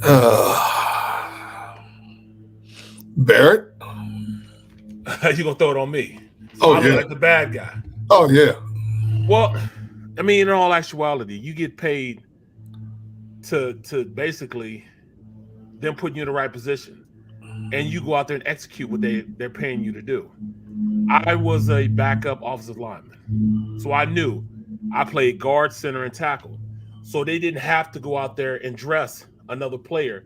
They could just, they could just dress me and have one player, and that way they could go ahead and have another linebacker or another receiver instead of putting me, instead of having another guard to tackle. So I knew my role. Somebody went down, I go in wherever it was, and I had to play like I was a starter, like I'd been there. And that's what I did. That's why I played 12 years. That plane is just going around in circles. I was going to say, is there somebody like weed whacking outside, or is that landscapers cutting the grass out front? Oh, is that what it is? Okay. Yeah. Yeah. So I said all that to say this. I did my job, which made my job, which extended my career 4 more years. Right. You get paid to take the top off the defense. You get paid to make big plays. Yep. You get paid to run, Forrest, run, and catch the ball. He didn't run Forrest run in the Super Bowl. He slowed down instead of kept going. Jenny caught him, I think. Jenny. Right. Hello, Jenny. And then when the ball hits your hands. That was terrible, by the way. Y'all be ashamed of yourself. I know, that was so bad. That was a bad Forrest Gump. I'm guilty. Right. Why did you do that, Jenny? Seat taken. Yeah. You two have issues, man. I'm serious. You talk about me. You two, man. Seat taken. John Dickerson, what was your favorite arcade? This is easy. Miss Pac-Man, John Dickerson. Oh, no question. Miss Pac-Man was my favorite arcade game of the 80s, 90s. Well, hey, so let me finish, man. So Sorry. if the ball touches your hand, I'm trying to tell y'all the football, my football. All right, when the ball touches your hands, even if it touches your fingertips, in the NFL, it's supposed to be a catch. Yep. The ball hit his hands, and he flat out dropped it after he gave up on the route. Yes. In which, how do you give up on a route when they're paying you just to run? Yes. You know what I'm saying? Yes. So the ball hit him in the hands. He should have caught it anyways, and he didn't. You get paid to do that. You get paid to step up in the biggest times, and he didn't do it. So it's not that I'm out on him, but I just can't trust him at this point. Yeah, like let me put it this way: am I upset if he's on the roster next year? No, but I can't, like you said, Barrett. I don't want him. I don't think he's capable of playing a big role for you. Like, I think if you get a really good number 3 and you have him as your number 4, okay. Or you maybe you draft somebody later and you think about plugging them in as your 3. That's fine. I mean, I'm okay with that. But I was very disappointed. I thought he regressed last year. Yes, he did. When the expectations were, for this guy to get better, man. He never played big. Like, even the situation, all right, they say, all right, you're not supposed to put him. He's supposed to take the top off. He's supposed to run 9 routes, go routes, skinny post. Well, if they make you do something, they tell you to do something else. go up and be a man about it. He let guys run straight through him for 2 picks in the Dallas game. Yeah, to me, that's the other part. That's You're what right. that's what broke the straw for me, man. You know, broke the camel's back. That straw right there broke the camel's back because you allowed them to Debo you, muscle you, take the ball from you. That's what that was. Those 2 plays, they took the ball from him. And I can't accept that. I can't accept that, especially when it's Dallas. I cannot accept that he let another man just outpower him. So that's where I am with that. That's a good look. And that's the thing. You know, that game, we all look back, we're like, oh, it was Gardner Minshew. Gardner Minshew put some balls where they either should have been either caught or incomplete. Exactly. And he didn't fight hard enough to, you know, to make that play for sure. Mr. Taz has a question for Gunner. Yes. Okay. When is D-Gun going to give his sauce recipes for barbecue? When I start my webpage, no, seriously, my wife is on my butt about doing this. She goes, why have you not been doing this? Absolutely do it. She goes, with all the grills you have out here and the way you like to barbecue, which is inconsistent over the last year with grandkids and all this stuff. But she goes, why don't you have your own page where people, you know, people go to your page, see what you're doing, what you use, you know, stuff like. I said, it's a good point.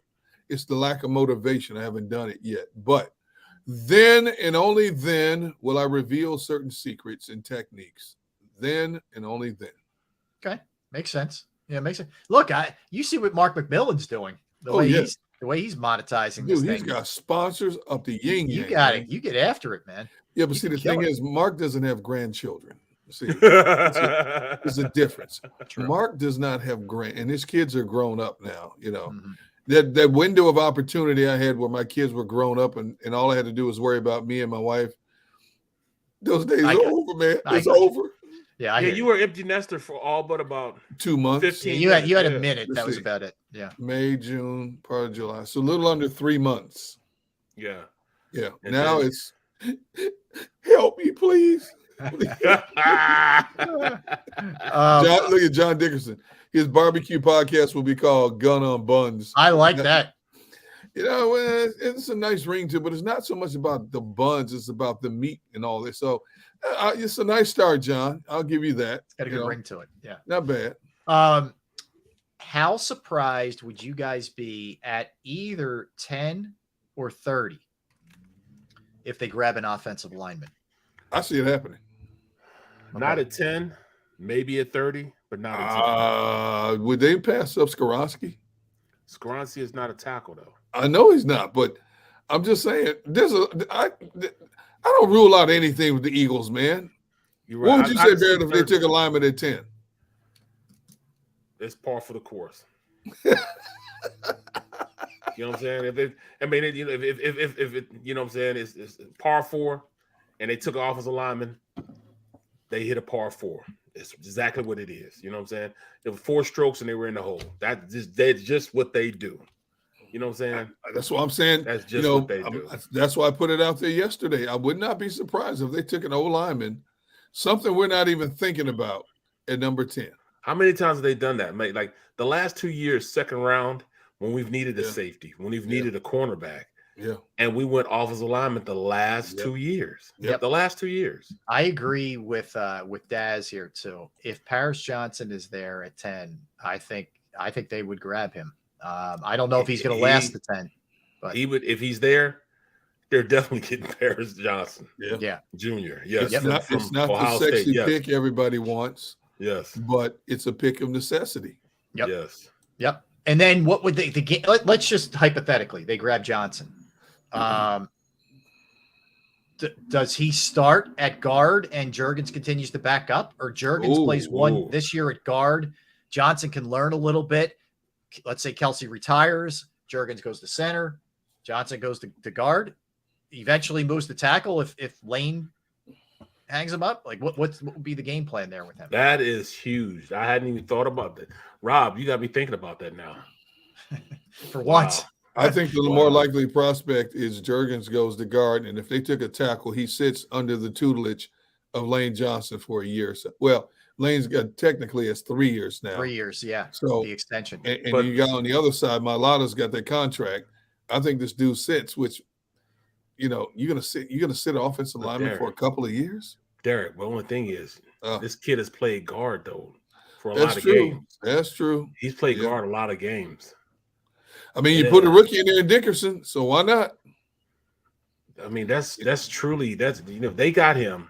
He's played guard, but it was left guard, and he has more experience at guard than Juergens has at guard.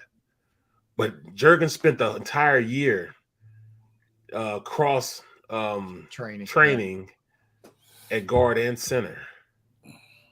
That's hard, man. I don't rule anything out the Eagles, man. They always shock you. Yeah, you can. Yeah, the obvious is not the obvious with this organization. I mean, here's the thing. It seems counterintuitive when you say this because of what it would appear to be needs. Like they clearly need a linebacker, they need a safety, whatever.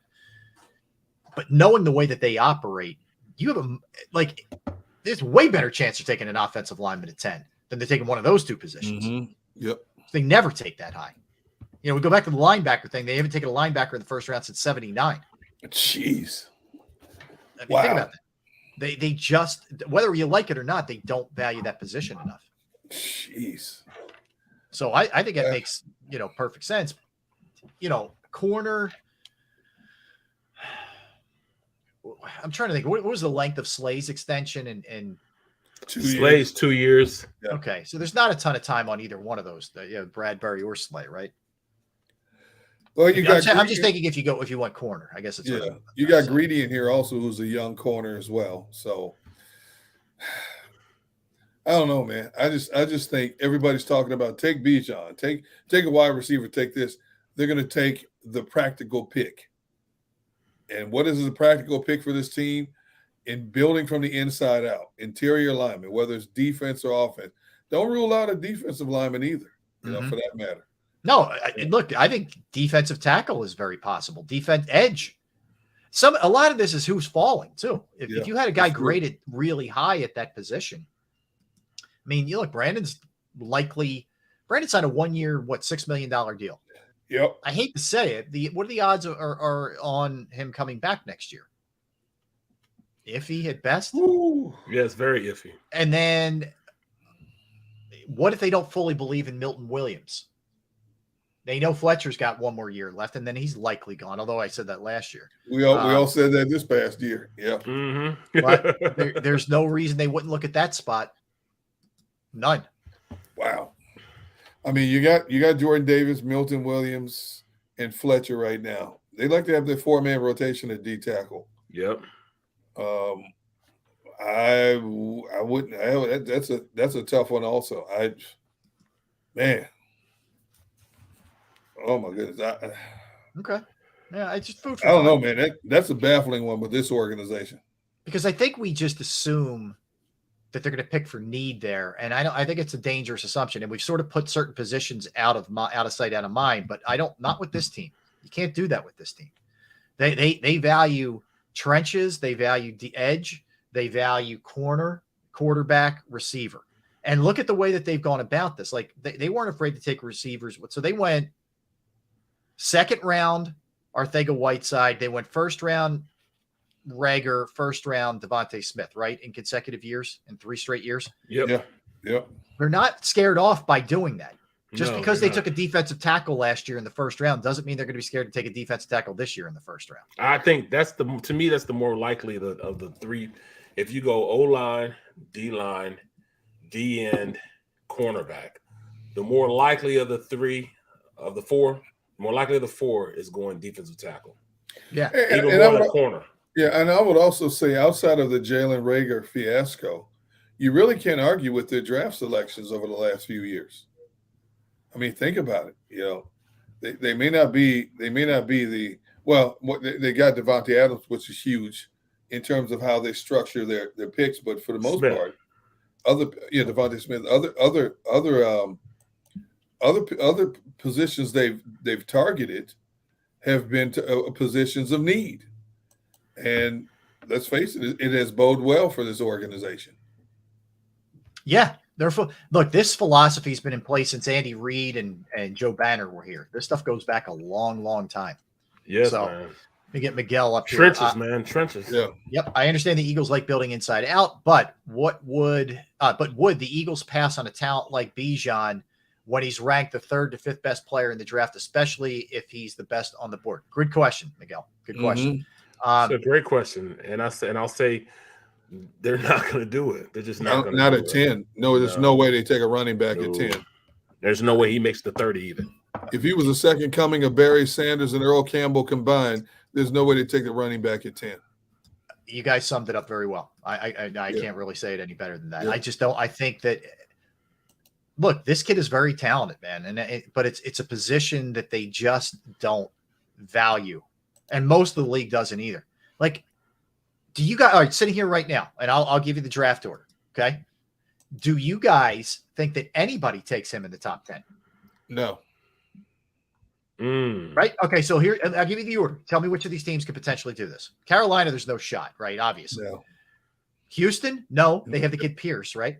Arizona, correct me if I'm wrong. Is there do they have a good running back? I don't recall if they do. They got the kid from the Steelers. Oh, right. Connor. Oh, yeah. Connor. Okay. Yeah, Connor. The Colts they have need help Jonathan. on the D-line. Yeah, Colts, and they need help. A ton of help otherwise, Yeah. like other places. The Colts have Jonathan Taylor, or they're taking a quarterback, right?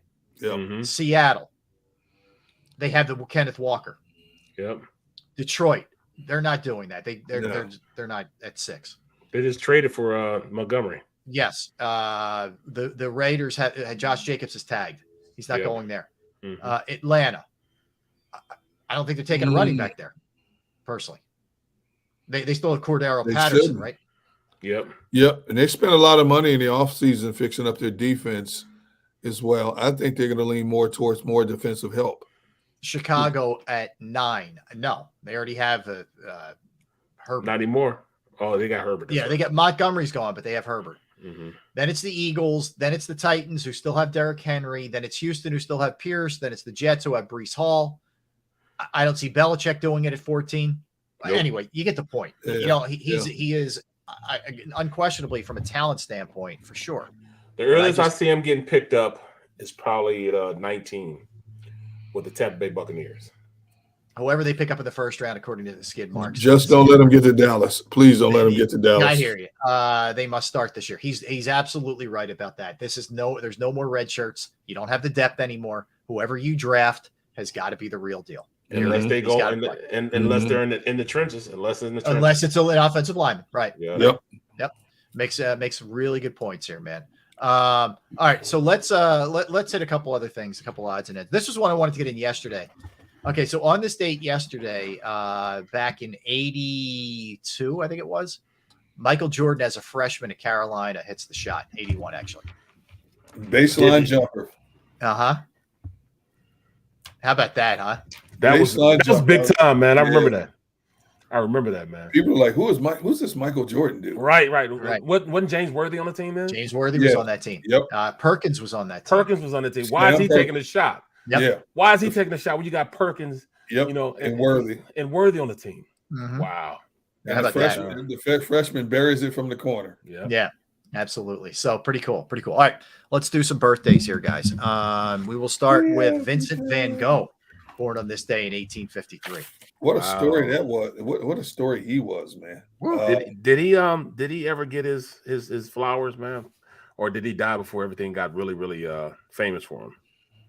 That's a good question. I think he died before things really got. I mean, this dude cut off. He was psychotic and delusional. Yeah. And got into an argument with one of his close friends and cut off a part of his own ear. Correct. And then it was never confirmed, but they believed that he took his own life, put a gun to his chest, and took his own life. Yep. At a young age. He was the definition of tortured artist. He was a tortured human being, but a brilliant artist. Yep. Yeah, that's a good question, Barrett. I don't think he did either. Warren Beatty, the actor, is 86 years old today. Been around a long time, Warren Beatty. Yeah. Celine Dion is 55 today. I thought she was older. Barrett, I swear, when I look this up, and I'm not trying to be mean. I am not trying to be mean. When I said that, you two said I was old for doing it. See, I would have at least said in her 60s. And I'm not trying to be mean. I'm thinking to myself, she's only 50. Well, I had to look at it twice and do the math. I'm like, 55. All right. See, you two got on me for that the other day. I'm not. She's awesome. A great singer. I mean, incredible voice.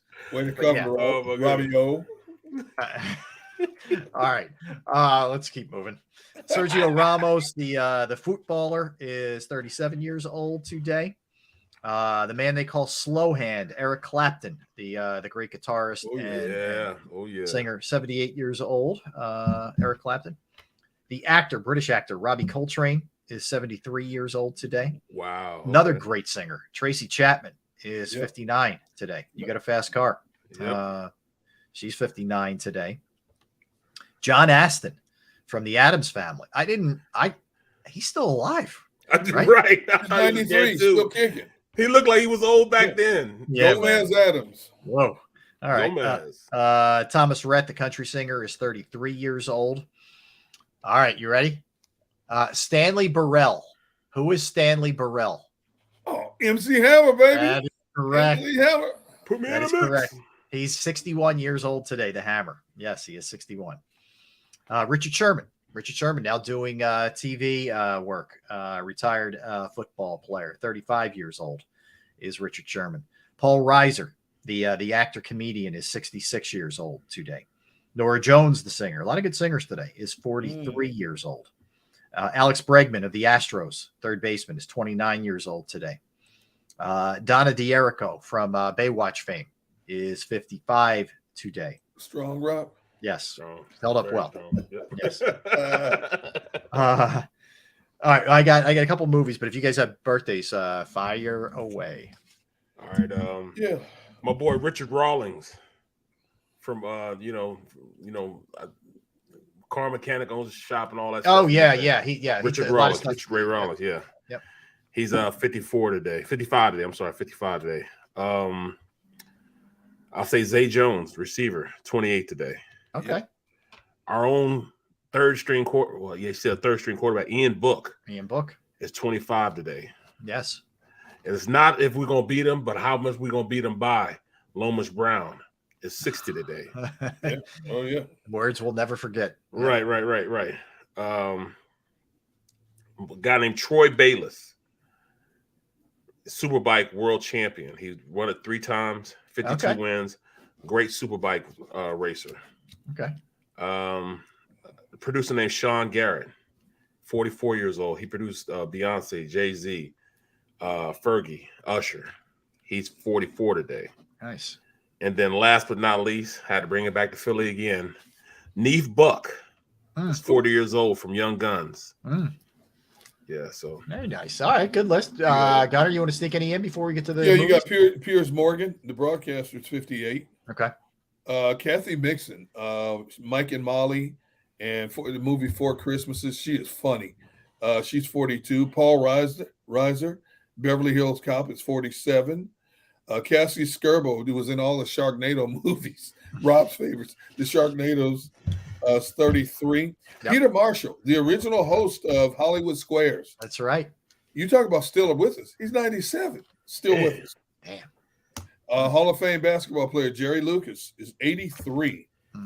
Charlie Weiss. 67. Yep. Former NFL place kicker Billy Cundiff is 42. Yep. And former Eagles 4th-round draft pick from 1999, John Wellborn, is 47. Yeah. Good career. Yeah, he's 47 today. Yep. All right, good ones. All right, I'll give you some movies. Beetlejuice, 1988. Michael Keaton, Alec Baldwin.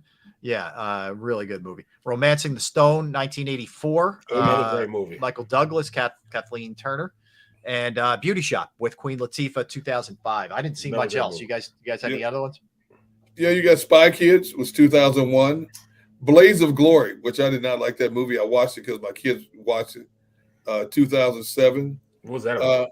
Blaze of Glory about this dude, ice skater and all this stuff. And comedy. I can't think of the name. Yeah. That was funny. It was funny though. Wrath of the Titans, 2012. Yep. Okay. I love those movies. The let's see, Acrimony with Taraji P. Henson.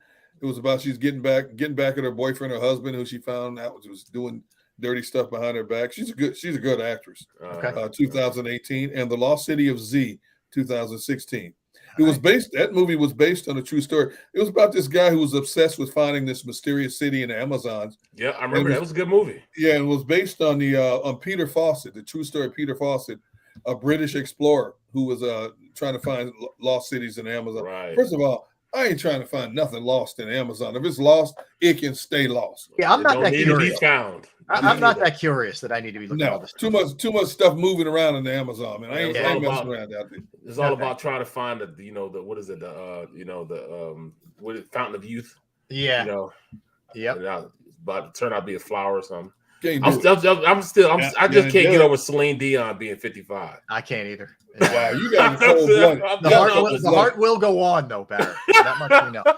Y'all cold-blooded, man. Because no, it's not right. I say that. She's great voice. Great voice. I'm praising her. It is what it is. Oh, she got an old husband too. He's gone.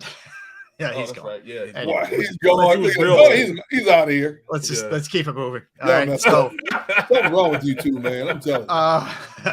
All right. So I want to thank Tone. Tone, great job producing. I want to thank everybody in the chat section, everybody streaming, everybody listening. Tell a friend, please. Don't go anywhere. You have the National Football Show with Dan Cilio. And the three of us are back for our Friday craziness at the same time. I guess I'll be back. Yeah, we'll see. Never know. Everybody stay today. What? 3 hours of power tomorrow from us. All right. So for Derek, for Barrett, I'm Rob. Our Sports Take. Appreciate you guys hanging out. Man, you know what? Just go with the flow, man. Go with the flow. See ya. Go for the beers. Go for the cheers. Go for the hit and the hits. Go for the scene. Go for the screens. Go for the gallery. Go for the win. Go to Ocean.